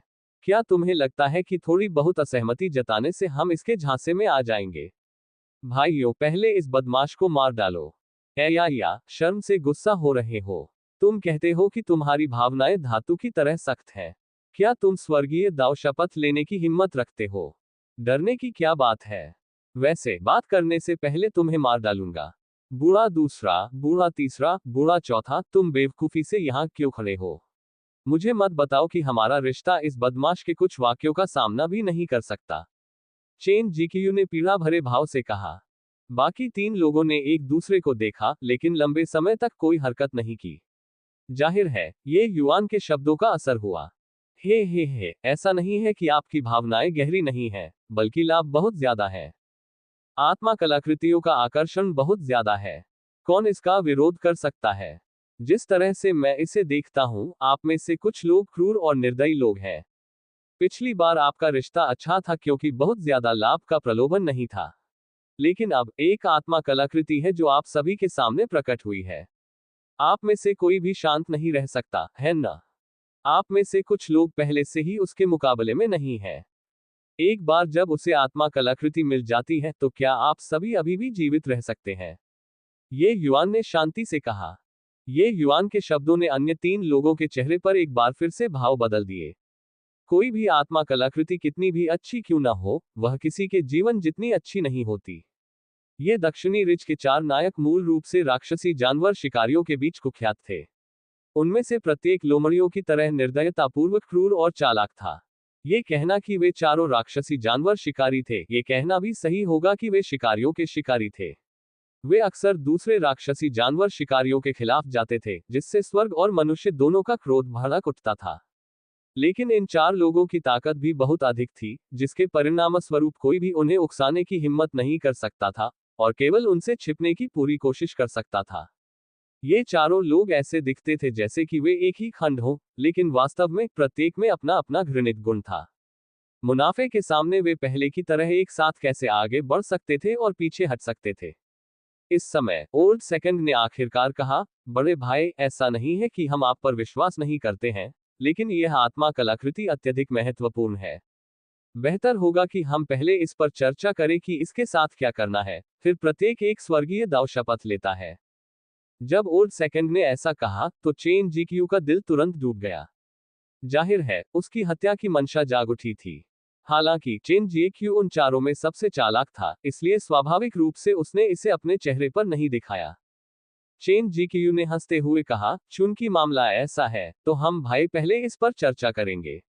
वैसे भी ये बदमाश बच नहीं सकता, इसलिए कोई जल्दी नहीं है। ये दृश्य देखकर ये युआन के मुंह के कोने पर एक व्यंग्यात्मक रेखा उभरी। आसपास खड़े लोगों को सब कुछ साफ साफ दिख रहा था। उसे पता था कि चेन जीक्यू का इरादा पहले से ही हत्या करने का था। वर्तमान में वे तीन लोग अभी भी हिस्सा प्राप्त करना चाहते थे, इसलिए वे स्पष्ट रूप से चेन जीक्यू के विचारों का पता नहीं लगा सके। बॉस को इतना मिलनसार देखकर तीनों लोगों को भी राहत महसूस हुई। बूढ़े सेकंड, मुझे डर है कि आपको पहले से ही कुछ पता है ना? क्यों ना आप इसे बोल दें और हम भाइयों को भी सुना दें। चेन जीक्यू के चेहरे पर जरा सी भी चिंता नहीं दिख रही थी। ओल्ड सेकंड ने सिर हिलाया और कहा, आत्मा की कलाकृति एक महत्वपूर्ण कलाकृति है। इसे लोगों के सामने आसानी से प्रकट नहीं किया जा सकता, अन्यथा हम चारों को निश्चित रूप से दुनिया के छोर तक खदेड़ा जाएगा, और अंत में हम इसे रख पाएंगे या नहीं, यह अभी भी एक प्रश्न चिन्ह है। इसलिए जिन्होंने देखा है कि हम भाइयों के पास एक आत्मा कलाकृति है, उन्हें मरना चाहिए। जब ऐसा कहा गया तो अन्य तीनों ने भी यही महसूस किया और अपनी सहमति व्यक्त करने के लिए सिर हिलाया। लेकिन ठीक उसी समय चेन जीक्यू के शरीर में सार ऊर्जा पहले से ही चुपचाप घूम रही थी। खतरा धीरे धीरे करीब आ रहा था। पब फ्यूचर द्वारा विज्ञापन। संपर्क टॉस साइट मैप दान करें मेनू दिखाओ। उपन्यास ऑनलाइन पूरा पढ़े। उपन्यास बिन। उपन्यास बेजोड़ औषधि देवता अध्याय 127 कलह बोना। बेजोड़ औषधि देवता C127 कलह बोना। पब फ्यूचर द्वारा विज्ञापन। अध्याय 127 कलह बोना। अनुवादक सेलेफोटा अंडरस्कोर संपादक रेगियस प्रोफेसर। यद्यपि ये युआन द्वारा परिष्कृत की गई विश्रृंग गोली केवल टियर 2 थी, लेकिन औषधीय गोली की संरचना ये हॉन द्वारा परिष्कृत की गई गोली से पूरी तरह से अलग थी। विश्रृंग की गोली का सेवन करने और किन राज्य के इन आत्मा संक्षेपण क्षेत्र मार्शल कलाकारों का सामना करने के बाद ये युआन को सभी जहर के लिए अजेय कहा जा सकता है। यदि कई आत्मा संक्षेपण क्षेत्र मार्शल कलाकार एक उत्कृष्ट कीमिया सम्राट द्वारा परिष्कृत एक विश्रृंग गोली के साथ जहर दे सकते हैं, तो यह वास्तव में एक मजाक होगा। जब ये युआन ने बात खत्म की तो दक्षिणी रिज 4 हीरोज के बॉस का चेहरा तेजी से उतर गया। एक किशोर अपने दादा के बारे में उसके मुंह पर बात कर रहा था कि अभी तक उनका जन्म भी नहीं हुआ था। इन शब्दों में अवर्णनीय विचित्रता थी। क्या यह हो सकता है कि यह बच्चा कोई बूढ़ा राक्षस था, जिसने अपनी जवानी बनाए रखने की तकनीक का उपयोग करके अपना चेहरा बनाए रखा था? बॉस ने तुरंत इस विचार को नकार दिया। डैन वू अकादमी में भर्ती होने के लिए किसी को बोन एज टेस्ट से गुजरना पड़ता है। अगर यह बदमाश वाकई बूढ़ा राक्षस था, तो कोई रास्ता नहीं था कि वह डैन वू अकादमी में प्रवेश कर सके। और ये युआन स्पष्ट रूप से 9वें स्तर का सार क्यूई क्षेत्र था। किस पुराने राक्षस की ताकत इतनी घटिया थी? इसलिए बॉस का अंतिम निष्कर्ष ये था कि ये युआन पूरी तरह से उसका ध्यान भटकाने की कोशिश कर रहा था। हे, तुम्हारी डिटॉक्सिफिकेशन गोली एक खजाना है। यहां तक कि 100 सांसों का पतन भी तुम्हारे लिए बेकार था। लेकिन क्या तुम्हें लगता है कि अपनी शक्ति से तुम हम चारों से बच सकते हो? बॉस ने ठंडे स्वर में उपहास किया। एड्स बाय पब फ्यूचर। ये युआन जरा भी नहीं घबराया। इसके बजाय उसने हल्के से मुस्कुराते हुए कहा, दक्षिणी रिज डेड डॉग्स है ना? आप सब आकर कोशिश कर सकते हैं। बात खत्म करते हुए एक नीली लटकन वाली तलवार अचानक ये युआन के हाथ में आ गई, जिसके साथ एक डराने वाली ठंडी की हुई थी। ये वास्तव में कंगुआ तलवार थी। जैसे ही केंगुआ तलवार प्रकट हुई, आत्मा कलाकृतियों के लिए अद्वितीय शक्तिशाली आभा ने तेजी से दक्षिणी रिज के 4 नायकों को घेर लिया। राक्षसी जानवरों के शिकारी विशाल अनुभव और ज्ञान वाले लोग थे। एक बार जब केंगुआ तलवार ने खुद को दिखाया, तो उन्होंने इसकी विशिष्टता महसूस की। आत्मा की कलाकृति। यह अवश्य ही एक आत्मा की कलाकृति होगी। बेशकीमती कलाकृतियों और जादुई कलाकृतियों में निश्चित रूप से इस प्रकार की उतार चढ़ाव नहीं होती। दक्षिणी रिज बॉस ने आश्चर्य से कहा, और उसकी आंखों में तुरंत अतुलनीय लालच दिखा। दक्षिणी रिज बॉस द्वारा याद दिलाए जाने पर अन्य 3 लोगों ने भी तुरंत प्रतिक्रिया व्यक्त की। उनकी निगाहों में भी वही अत्यंत लालची नजर थी। हा, ये सोचना कि मैं चेन जीक्यू वास्तव में एक आत्मा कलाकृति का मालिक हो सकता हूँ, ये वास्तव में स्वर्ग का आशीर्वाद है। बेटा, क्या तुम्हारे परिवार के बुजुर्गों ने तुम्हें कीमती सामान न दिखाने का सिद्धांत नहीं सिखाया? चूंकि तुमने एक आत्मा कलाकृति को उजागर कर दिया है, इसलिए मैं औपचारिकता नहीं निभाऊंगा और बस इसे स्वीकार करूंगा। दक्षिणी रिज बॉस पागलों की तरह हंसा। अभी चेन जीक्यू इतना उत्तेजित था कि वह थोड़ा कांप रहा था। यह एक आत्मा कलाकृति थी। यहां तक कि उसने सपने में भी नहीं सोचा था कि इस जीवन में वह वास्तव में किसी आत्मा का स्वामी हो सकता है। चेन जीक्यू ने पहले से ही कैंगुआ तलवार चलाने और 4 दिशाओं में वध करने के दृश्य की कल्पना करना शुरू कर दिया था। बस इसकी कल्पना करना ही किसी को उत्साहित कर सकता था। ये युआन ने चेन जीक्यू को देखा और एक ऐसी मुस्कान के साथ जो स्पष्ट रूप से ईमानदार नहीं थी, उसने कहा, क्या ऐसा है? लेकिन यहाँ केवल एक ही आत्मा कलाकृति है, फिर भी आप 4 हैं। आप इसे कैसे वितरित करने की योजना बना रहे हैं? एड्स बाय पब फ्यूचर। जैसे ही ये युआन के शब्द निकले, दक्षिणी रिज के 4 नायकों का चेहरा बदल गया। हंफ, हम 4 भाइयों के बीच मतभेद पैदा करने की कोशिश कर रहे हो, तुम अभी भी बहुत अनुभवहीन हो, बदमाश। आवंटन के बारे में हम भाई स्वाभाविक रूप से तुम्हें मारने के बाद इस पर चर्चा करने के लिए समय लेंगे। तुम्हें चिंता करने की कोई जरूरत नहीं है। चेन जीक्यू ने मुक्केबाजी की दुनिया में इतने वर्षों के बाद खुद को कठोर बना लिया था और ये युआन के इरादों पर तुरंत प्रतिक्रिया व्यक्त की, और उसने अपने भाइयों को शांत करने के लिए शब्दों का उपयोग करने की कोशिश की। लेकिन अब जब ये युआन ने ऐसा कहा, तो चेन जीक्यू ने भी चुपचाप योजना बना ली कि इस आत्मा कलाकृति के स्वामित्व को कैसे तय किया जाए। आत्मा की कलाकृति को छीनने के बाद वह बाकी 3 लोगों को खत्म करने का मौका ढूंढ लेगा। यह तलवार सिर्फ उसी की होगी। दक्षिणी रिज के 4 नायक जो भी हों, चाहे उनमें कितना भी गहरा भाईचारा हो, वे सब एक आत्मा की कलाकृति के सामने कुछ भी नहीं थे। मार्शल आर्ट की दुनिया में ताकतवर लोग कमजोर लोगों पर हमला करते हैं। सिर्फ एक को मजबूत बनाना ही परम सत्य है। चेन जीक्यू ने इतने सालों तक हर तरह के खतरों का सामना किया। वह इस सिद्धांत से अनजान कैसे हो सकता था?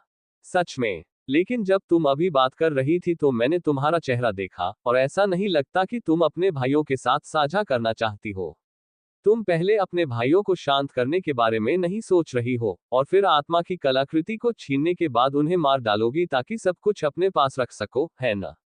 उत्तेजित मत हो, मैं बस अनुमान लगा रही थी। हुर हुर, ये युआन ने तिरछी आंखों से बड़े पैमाने पर मुस्कुराया। अपने मन की बात समझकर चेन जीक्यू क्रोधित होने से खुद को नहीं रोक सका। तुम मौत की तलाश में हो, बदमाश। हम भाइयों ने इतने सालों तक आग और पानी का सामना किया है। हमारी भावनाएं धातु की तरह ठोस हैं। क्या तुम्हें लगता है कि थोड़ी बहुत असहमति जताने से हम इसके झांसे में आ जाएंगे?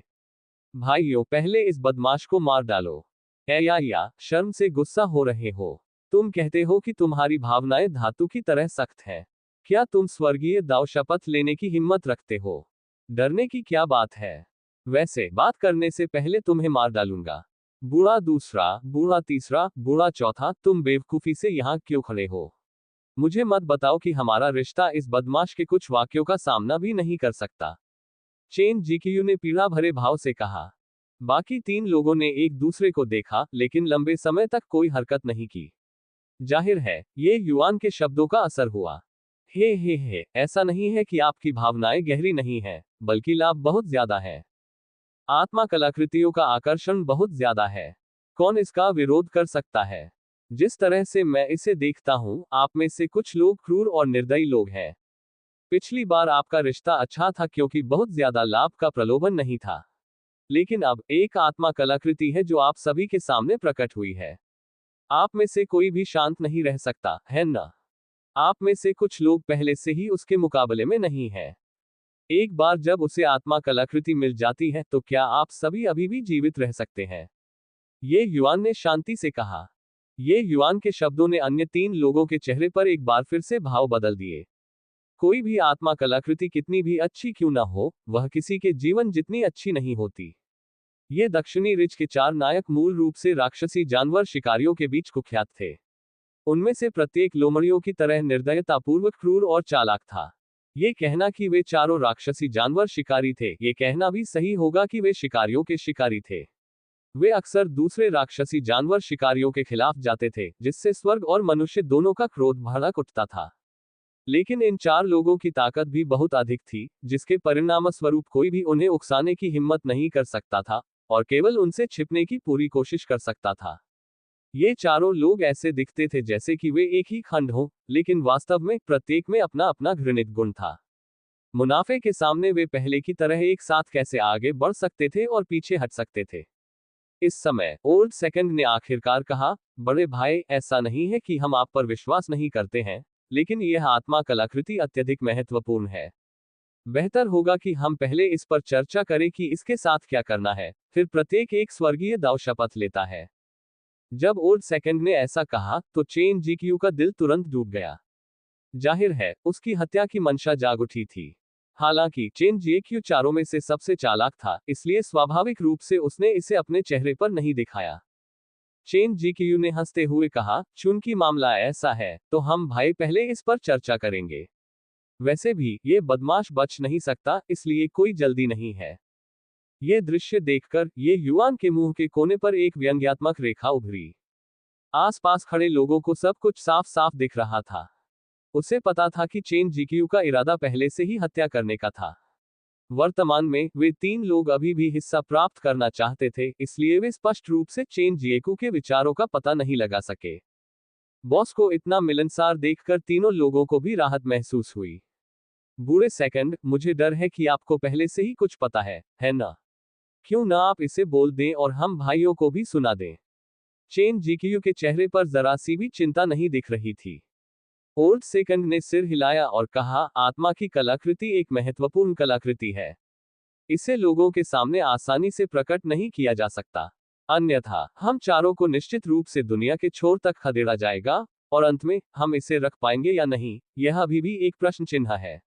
इसलिए जिन्होंने देखा है कि हम भाइयों के पास एक आत्मा कलाकृति है, उन्हें मरना चाहिए। जब ऐसा कहा गया तो अन्य तीनों ने भी यही महसूस किया और अपनी सहमति व्यक्त करने के लिए सिर हिलाया।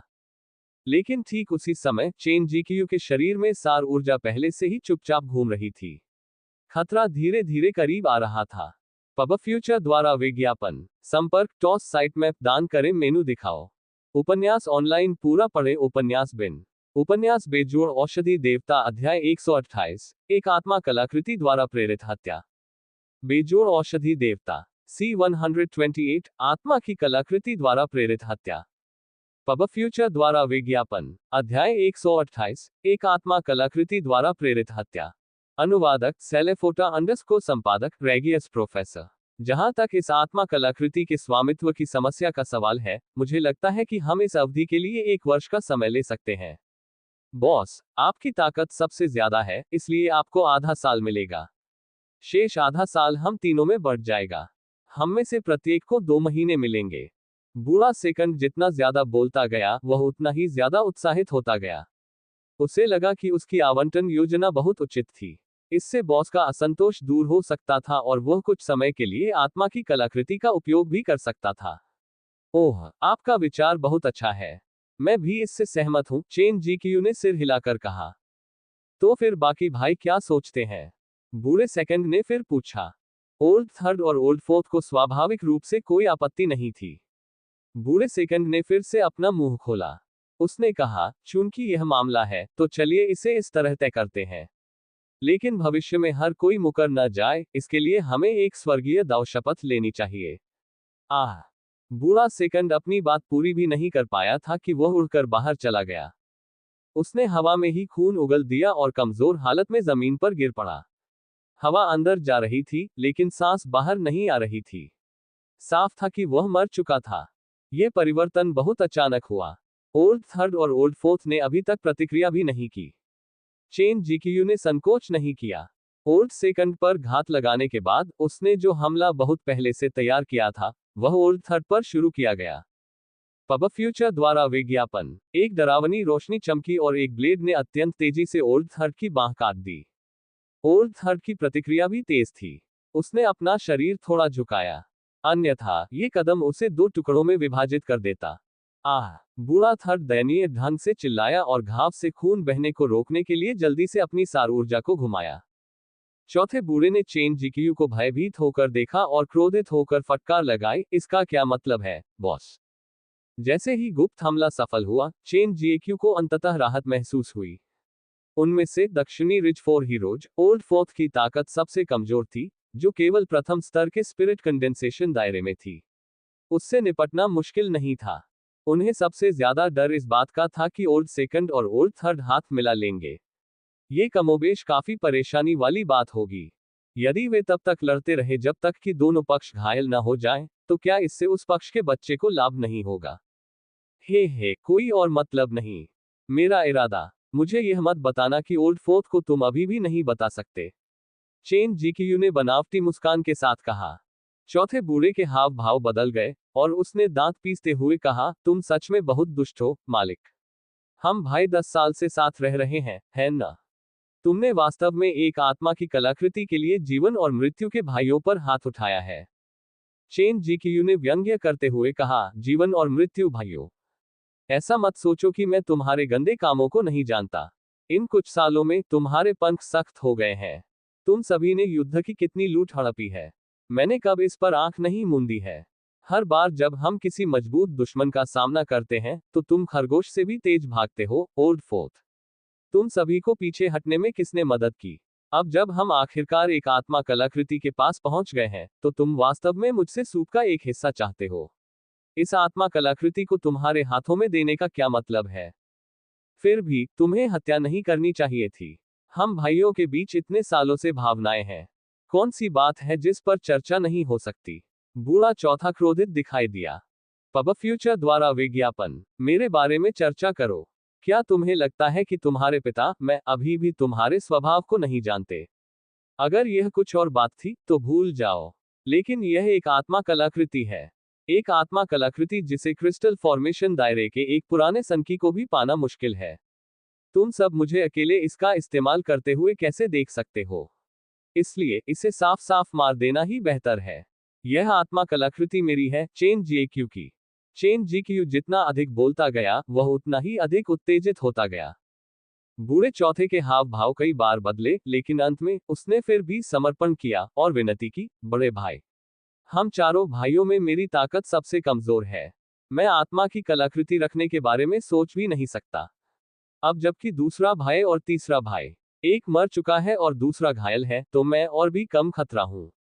क्या तुम मुझे छोड़ सकते हो? मैं स्वर्गीय दाव शपथ ले सकता हूं कि मैं तुम्हारे पास आत्मा की कलाकृति होने की बात किसी को नहीं बताऊंगा। चौथे वृद्ध ने यह बात बहुत ईमानदारी से कही, जैसे वह सांसारिक इच्छाओं से दूर खड़ा हो, जिससे चेन जीक्यू शांत हो गया। कुछ देर तक सोचने के बाद चेन जीक्यू ने सिर हिलाया और कहा, ठीक है, शपथ लो। ये सुनकर बूढ़ा चौथा बहुत खुश हुआ और उसने जल्दी से आभार व्यक्त किया। धन्यवाद, बड़े भाई। ओल्ड फोर्थ ने अब कोई हिचकिचाहट नहीं दिखाए और सीधे आसमान की ओर इशारा करते हुए अपनी उंगली उठाई, कसम खाते हुए, मैं स्वर्गीय दाव के नाम पर शपथ लेता हूं, मैं बिग ब्रदर द्वारा आत्मा की कलाकृति प्राप्त करने की बात को बिल्कुल भी लीक नहीं करूंगा, अन्यथा। ओल्ड फोर्थ की स्वर्ग दाव शपथ का आधा पाठ हो चुका था, तभी एक बार फिर परिवर्तन हुआ।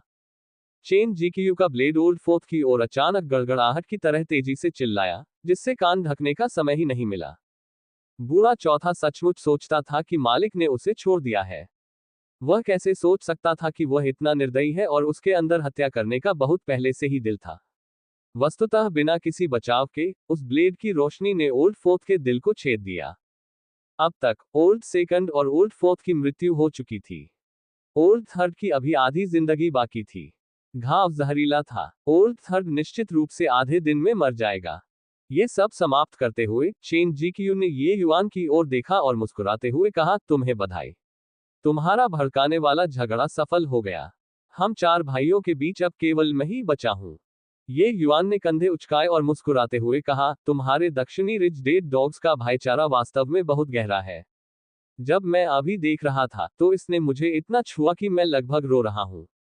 चेन जीक्यू को ये युआन के व्यंग्य से कोई फर्क नहीं पड़ा और उसने कहा, मैंने सोचा था कि तुम अभी की अराजकता का फायदा उठाकर भाग जाओगे। मैंने नहीं सोचा था कि तुम खुद को रोक पाओगे। क्या तुम मुझसे सावधान नहीं रहे हो? अगर मैं भाग जाऊं, तो तुम्हारे लिए मुझे बिजली का झटका देना सही होगा, है ना? ये युआन ने कहा। चेन जीक्यू कुछ हैरान था, उसने कहा, मैंने नहीं सोचा था कि तुम्हारी ताकत काम नहीं आएगी, बेटा, लेकिन तुम्हारा निरीक्षण बहुत ही सूक्ष्म है। एक प्रतिभा। लेकिन अगर ऐसा नहीं होता, तो तुम हम भाइयों को आत्महत्या करने के लिए उकसा नहीं सकते थे। चेन जीक्यू नाम का ये व्यक्ति बहुत ही कपटी और चालाक था। उसने अपने भाइयों के खिलाफ भी चाल चली, ये युआन की तो बात ही छोड़िए। हालांकि अभी वह अन्य 3 लोगों से निपट रहा था, लेकिन वह हमेशा ये युआन की हरकतों पर ध्यान देता था। जब तक ये युआन हिलने की हिम्मत करता, वह निश्चित रूप से ये युआन को बिजली जैसा झटका देता। हाँ हाँ, प्रशंसा के लिए धन्यवाद, ये युआन ने हंसते हुए कहा। अन्य 3 लोगों को पहले ही खत्म कर देने के बाद चेन जीक्यू को अब कोई चिंता नहीं थी। इसके बजाय उसने ये युआन के साथ बातचीत शुरू कर दी। ये देखते हुए कि इतनी कम उम्र में आपके पास 9वें स्तर का सारक्यू क्षेत्र साधना है, मुझे डर है कि डेनवू अकादमी में आपकी स्थिति कम नहीं है ना? और फिर भी आप जैसी प्रतिभा को आज यहाँ गिरना पड़ रहा है। ये वास्तव में खेदजनक है। उसके मुंह से अफसोस निकला, लेकिन चेन जीक्यू की अभिव्यक्ति बहुत उत्साहित थी। एक आत्मा कलाकृति प्राप्त करना और यहाँ तक कि एक प्रतिभा को उसके विकास के आरंभ में ही नष्ट कर देना, चाहे वह जैसा भी सोचता हो, यह एक अत्यंत ताजगी देने वाली बात थी। ये युआन ने चेन जीक्यू को दयनीय दृष्टि से देखा और मुस्कुराते हुए कहा, मैं पूछ रहा हूँ, अगर तुम सच में हो, तो तुम्हें जरा भी होश क्यों नहीं आया? किसी मजाक के जागरूक होने की उम्मीद करना बहुत यथार्थवादी नहीं लगता। मुझे ये भी नहीं पता कि तुम्हें यह आत्मविश्वास किसने दिया, कि तुम मुझे खत्म करने के लिए निश्चित हो। चेन जीक्यू ने जब ये सुना तो वह दंग रह गया और तुरंत जोर से हंसने लगा। हा, तुम मुझे मार रहे हो। 9वें स्तर के सारक्यूई दायरे के एक बदमाश ने वास्तव में इतना बेशर्म होने की हिम्मत की है। यह अकादमी के लोगों की खासियत है। मुझे पता है कि आपकी अकादमी के सभी छात्र वास्तव में प्रभावशाली हैं और युद्ध में रैंकों को पार कर सकते हैं। यदि आप एक स्पिरिट कंडेंसेशन दायरे के मार्शल कलाकार होते, तो मैं वास्तव में आपसे इस तरह बात करने की हिम्मत नहीं करता। लेकिन दुख की बात है, आप केवल 9वें स्तर के सारक्यूई दायरे के हैं। चेन जीक्यू 3रे स्तर के आत्मा संघनन क्षेत्र में था। जिस तरह से उसने इसे देखा, क्या 9वें स्तर के सारक्यूई क्षेत्र से निपटना बाद वाले पर पूरी तरह से क्रश नहीं होगा? भले ही वह एक प्रतिभाशाली व्यक्ति था। ये युआन ने अपना सिर हिलाया और आह भरी। क्या तुम जानते हो कि मैंने तुम सबको एक दूसरे को मारने के लिए क्यों उकसाया? क्या तुम सोचते हो कि मैं केवल भागने का मौका पकड़ना चाहता था?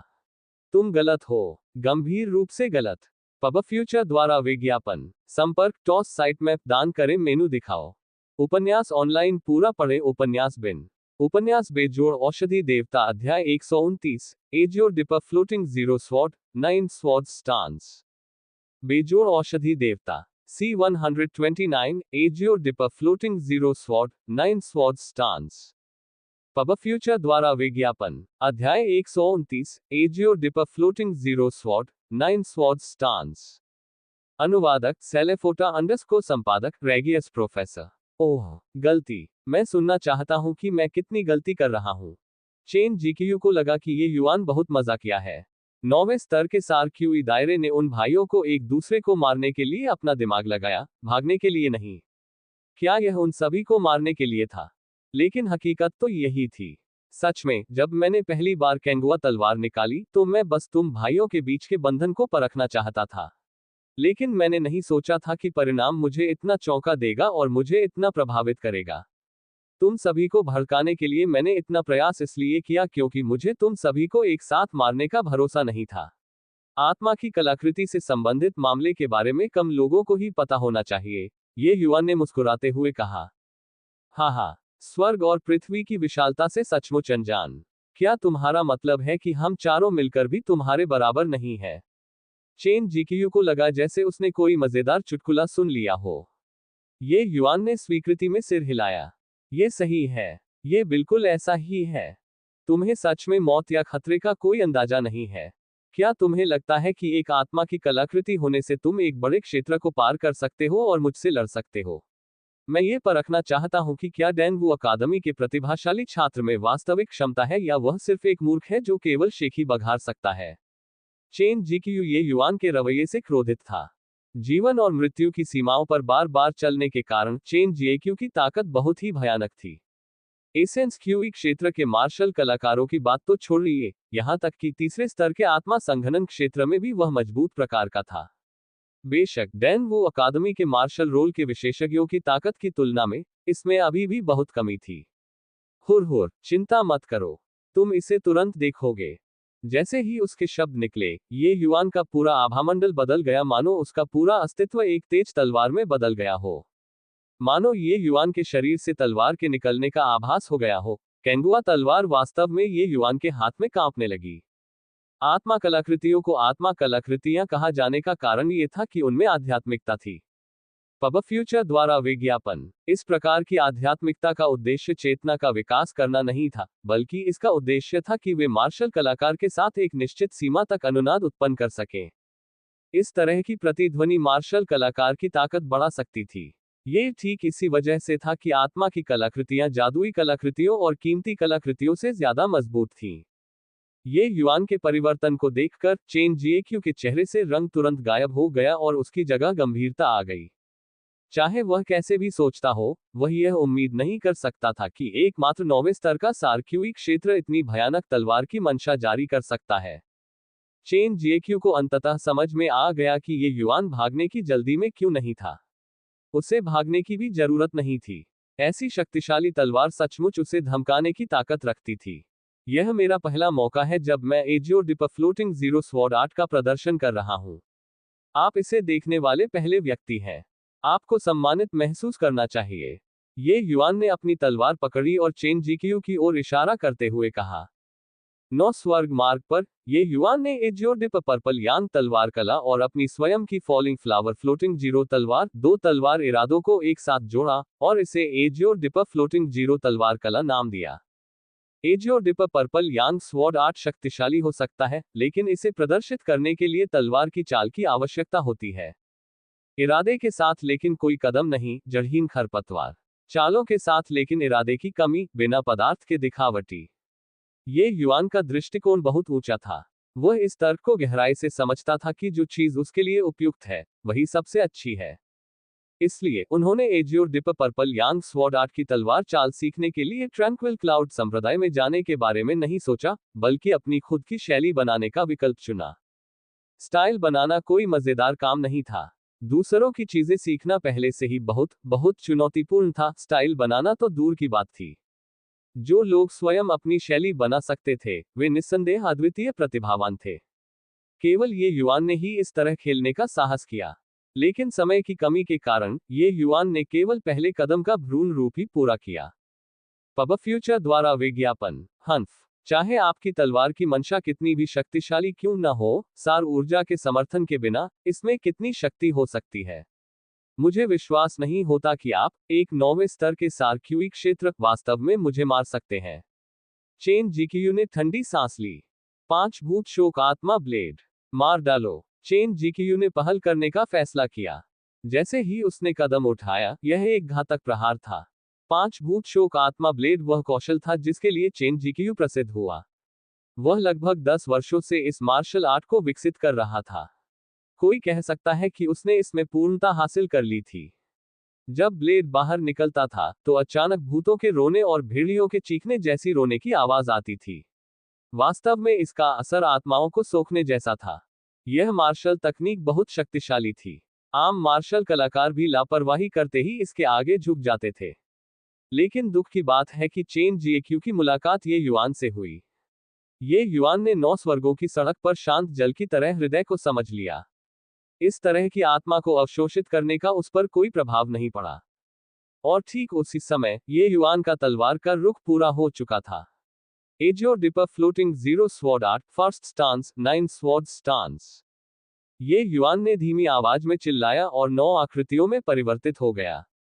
9 ये युवानों ने एक साथ अपनी तलवारों से प्रहार किया और नीले रंग की तलवार की किरणों की 9 धारियां छोड़ी। तलवार की किरणों की 9 धारियां बाद में छोड़ी गईं, लेकिन पहले आ गईं और चेन जिक्यू को पूरी तरह से घेर लिया। चेन जिक्यू बहुत घबरा गया। अब वह ये युवान को काटने की जहमत कैसे उठा सकता था। उसने बचाव के लिए तेजी से अपना ब्लेड निकाला। डिंग डिंग डिंग, धातु के प्रहार की एक श्रृंखला सुनाई दी। चेन जिक्यू तलवार की किरणों को मुश्किल से रोकने से पहले ही घबरा गया। चेन जीक्यू को तीसरे स्तर के स्पिरिट कंडेंसेशन क्षेत्र विशेषज्ञ होने का पूरा हक था। तलवार की किरणों की ये 9 धारियां केंगुआ तलवार का उपयोग करके निष्पादित की गई थी। इसकी शक्ति अत्यंत दुर्जय थी। उसने वास्तव में इसका अधिकांश भाग अवरुद्ध कर दिया। हालांकि अभी भी तलवार की एक धार थी जो उसके रक्षात्मक घेरे को भेदती हुई बिना किसी दया के उसके बाएं हाथ में घुस गई।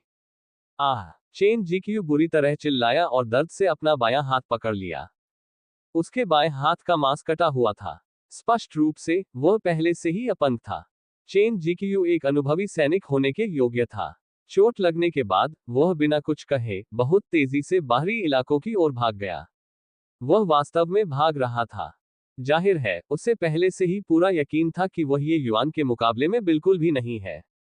अपनी जान बचाकर भागना उसके लिए सबसे महत्वपूर्ण था। हालांकि ये युआन ने उसे यह मौका नहीं दिया। व्यवहारिक रूप से जैसे ही वह भागने के लिए मुड़ा, ये युआन ने केंगुआ तलवार को दूर रखा और अपनी बाईं उंगली से इशारा किया। पूर्ण यांग फिंगर। यह पहले से ही ग्रेट स्किल स्टेज एब्सोल्यूट यांग फिंगर था। इसकी मारक क्षमता बिल्कुल आश्चर्यजनक थी। चेन जीक्यू को भी उम्मीद नहीं थी कि ये युआन इतनी जल्दी प्रतिक्रिया देगा। इस उंगली की गति अविश्वसनीय रूप से तेज थी। बचाव के लिए बिल्कुल भी समय नहीं था।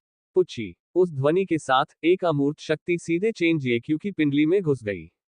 आर्ग! चेन जीक्यू ने एक और बुरी आवाज में चीख मारी और फिर जमीन पर गिर पड़ा। मैंने पहले ही कहा था कि तुम में से कोई भी नहीं भागेगा।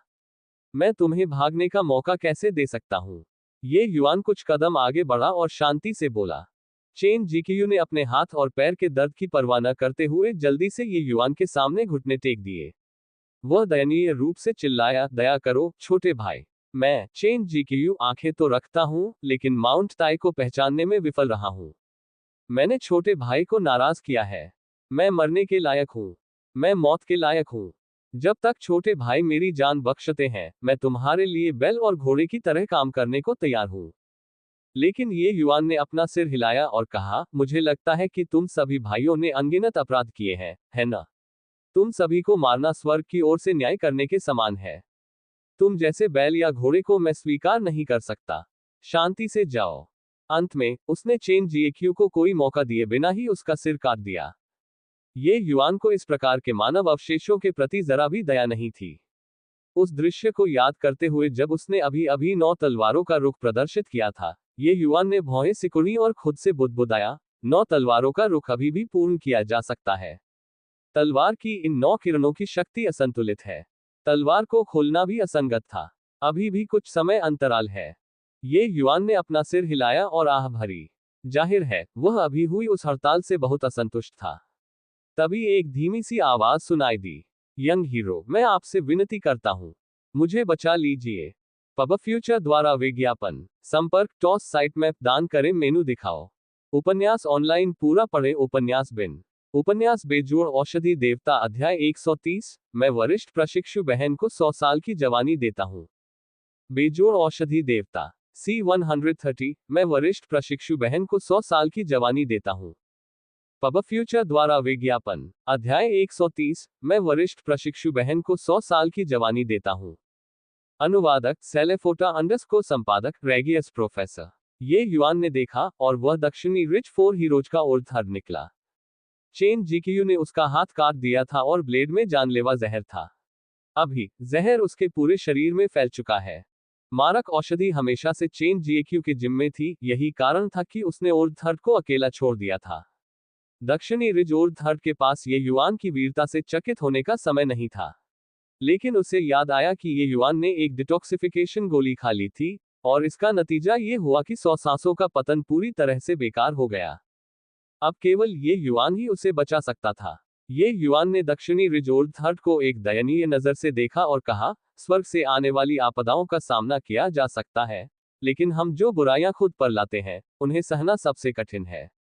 चूंकि तुम सभी ने दूसरों को लूटने के बारे में सोचा था, इसलिए तुम्हें मारे जाने के लिए मानसिक रूप से तैयार रहना चाहिए था। इसके अलावा, अपने ही भाइयों के हाथों मरने में सक्षम होने के कारण तुम शांति से मर सकते हो। इससे पहले, ये युआन किनारे से ठंडे दिमाग से देख रहा था और उसने बहुत पहले ही देख लिया था कि चारों लोगों में से कोई भी अच्छा नहीं था। ये युआन कोई नया खिलाड़ी नहीं था, इसलिए वह स्पष्ट रूप से इस तरह की निम्न स्तरीय गलती नहीं करेगा। ये युआन को जाते देख दक्षिणी रिजोल्थर्ड घबरा गया और जल्दी से चिल्लाया, युवा नायक, मेरे पास महत्वपूर्ण खुफिया जानकारी है। मैं केवल यही प्रार्थना करता हूं कि युवा नायक मेरी जान बचा ले। ये युआन को उस आदमी से कोई मतलब नहीं था। उसने उन लोगों द्वारा छोड़ी गई स्टोरेज रिंग्स को इकट्ठा किया। हालांकि उसे इन लोगों से अच्छी चीजें मिलने की उम्मीद नहीं थी, फिर भी यह उसकी लूट थी। युवा नायक, मेरे पास वाकई महत्वपूर्ण जानकारी है। कुछ दिन पहले हम लोट्स मून गॉड से गुजरे और पाया कि घाटी के आसपास के राक्षसी जानवर उत्पात मचा रहे थे और घाटी की गहराई की ओर भाग रहे थे। वहां जरूर कोई प्राकृतिक खजाना पैदा हो रहा होगा। 2. पब फ्यूचर द्वारा विज्ञापन। दक्षिणी रिजोल्थर्ड को डर था कि ये युआन वास्तव में छोड़ देगा, इसलिए उसने बस ये कहा। लेकिन ये युआन ने ये सुनकर उपहास किया। ऐसे प्राकृतिक खजाने के साथ तुम लोग क्यों नहीं गए? एक प्राकृतिक खजाना जिसने राक्षसी जानवरों के सामूहिक उथल पुथल का कारण बना, वह साधारण कैसे हो सकता है? मुझे डर है कि तुम मुझे लोट्स मून गॉड जाने के लिए उकसा रहे हो। क्या ये तुम्हें बचाने जैसा आसान काम नहीं है ना? मैंने कब? वाई यंग हीरो। ये युआन की सम्मोहक निगाहों का सामना करते हुए दक्षिणी रिजोल्थर्ड लड़खड़ा गया।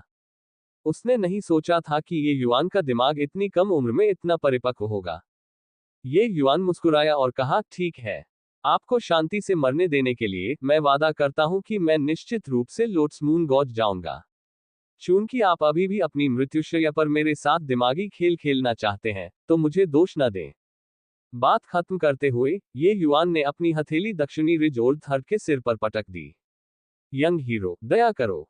आह! खून जमा देने वाली चीख के बाद सदन रिजोल्थर्ड की मौत हो गई। यद्यपि दक्षिणी रिजोल्थर्ड द्वारा ये समाचार प्रकट करना उसके लिए अंतिम समय था, फिर भी ये तो मानना ही पड़ेगा कि संयोगवश उसने ये युआन के कमजोर पक्ष पर प्रहार किया था। एक कीमियागर के रूप में ये युआन के पास वास्तव में प्राकृतिक खजाने के प्रति कोई प्रतिरक्षा नहीं थी। जब तक वह इसे देखने नहीं जाता, तब तक वह हार नहीं मानता। यहाँ काम निपटाने के बाद एक नीले कपड़े पहने व्यक्ति इधर उधर उड़ता हुआ आया। ये फैंग झिरो के अलावा और कौन हो सकता है? जब फैंग झिरो करीब आए तो उसने बिना कुछ कहे अपनी तलवार से ये युआन पर वार कर दिया। ये युआन जल्दी से चकमा देकर चिल्लाया, वरिष्ठ प्रशिक्षु बहन, मुझे कुछ कहना है। अपना सिर हिलाओ। पहले मेरी तलवार का स्वाद चखो। फैंग झिरो कैसे सुन सकती थी? अपने हाथ की एक लहर के साथ उसने फिर से अपनी तलवार से वार किया। हालांकि फैंग झिरो की तलवार खतरनाक लग रही थी, लेकिन वास्तव में उसने हत्या करने वाली चालों का इस्तेमाल नहीं किया था। पब फ्यूचर द्वारा विज्ञापन। जब से उसने पहले ये युआन को लगभग मार डाला था, फैंग झिरो ने कमोबेश अपना सबक सीख लिया था। और वर्तमान ये युआन अब कोई ऐसा व्यक्ति नहीं था जिसे वह आसानी से तलवार से कुचल सकती थी। बेशक ये युआन स्वाभाविक रूप से जवाबी कार्रवाई नहीं कर सकता था। वह पहले से ही गलत था। वरिष्ठ प्रशिक्षु बहन, मैंने ये सब आपके लिए किया। आह! जब वह बात कर रहा था तभी एक और तलवार ने वार किया। ये युआन चिल्लाया और तेजी से बच निकला। मेरे लिए बहुत बढ़िया लगता है। क्या तुम्हें पता है कि उस बड़े बेवकूफ भालू से पीछा छुड़ाने के लिए मैंने कितनी मेहनत की? बहुत हो गई बकवास। मेरी तलवार खाओ। फैंग झिरो का किरदार ये युआन ने निभाया था और उसके पास आयरन पॉ फ्लाइंग बियर को दूर करने में उसकी मदद करने के अलावा कोई विकल्प नहीं था। उसके दिल में बहुत गुस्सा भरा हुआ था। आप पहले रुकें, ठीक है, वरिष्ठ प्रशिक्षु बहन। आया, मेरी बात ध्यान से सुनो। ये युआन ने बचते हुए कहा। इसमें समझाने की क्या बात है? पहले चुपचाप खड़े रहो और मेरी तलवार खाओ, फिर हम बात करेंगे। फैंग झिरो कैसे हार मानने को तैयार हो सकता था? दो लोग, एक पीछा कर रहा था और दूसरा भाग रहा था।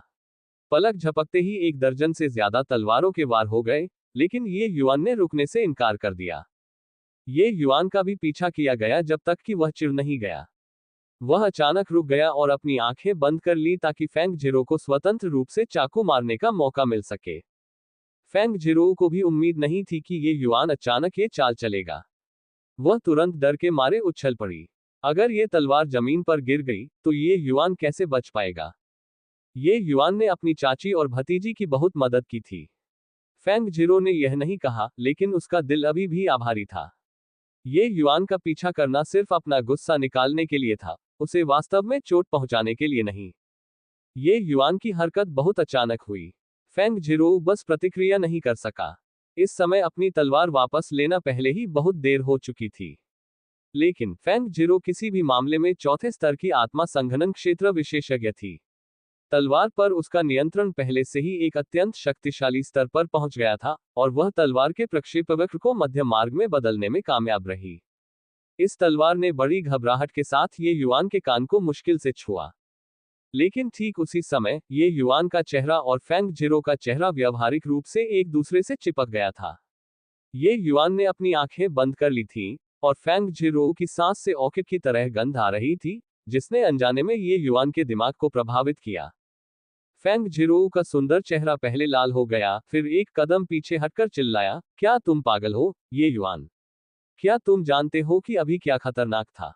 ये युआन ने अपनी आंखें खोली और अचानक मुस्कुराया। अगर ऐसा नहीं हुआ, तो सीनियर अप्रेंटिस बहन हार नहीं मानेंगी।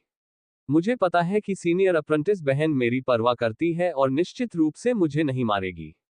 मुझे वह मत दो। ऐसा मत सोचो कि मैं तुम्हें मारने की हिम्मत नहीं कर सकता। फेंग जिरो ने फिर से अपनी तलवार उठाई, लेकिन इस बार फिर से धमकी देते हुए वह बहुत कमजोर और कमजोर लग रही थी। ये युआन ने हंसते हुए तलवार को एक तरफ धकेल दिया। वरिष्ठ प्रशिक्षु बहन, अगर आप मुझे मारना चाहती हैं, तो आपको कम से कम मुझे पहले अपनी बात पूरी करने देनी होगी। फेंग जिरो ने अपनी तलवार दूर रखी और नाक भान सिकोड़ते हुए कहा, ठीक है, मैं सुनूंगी कि तुम क्या कहना चाहती हो। लेकिन अगर तुम कोई उचित कारण नहीं बताती हो, तो तुम बाकी रास्ता खुद ही चल सकती हो।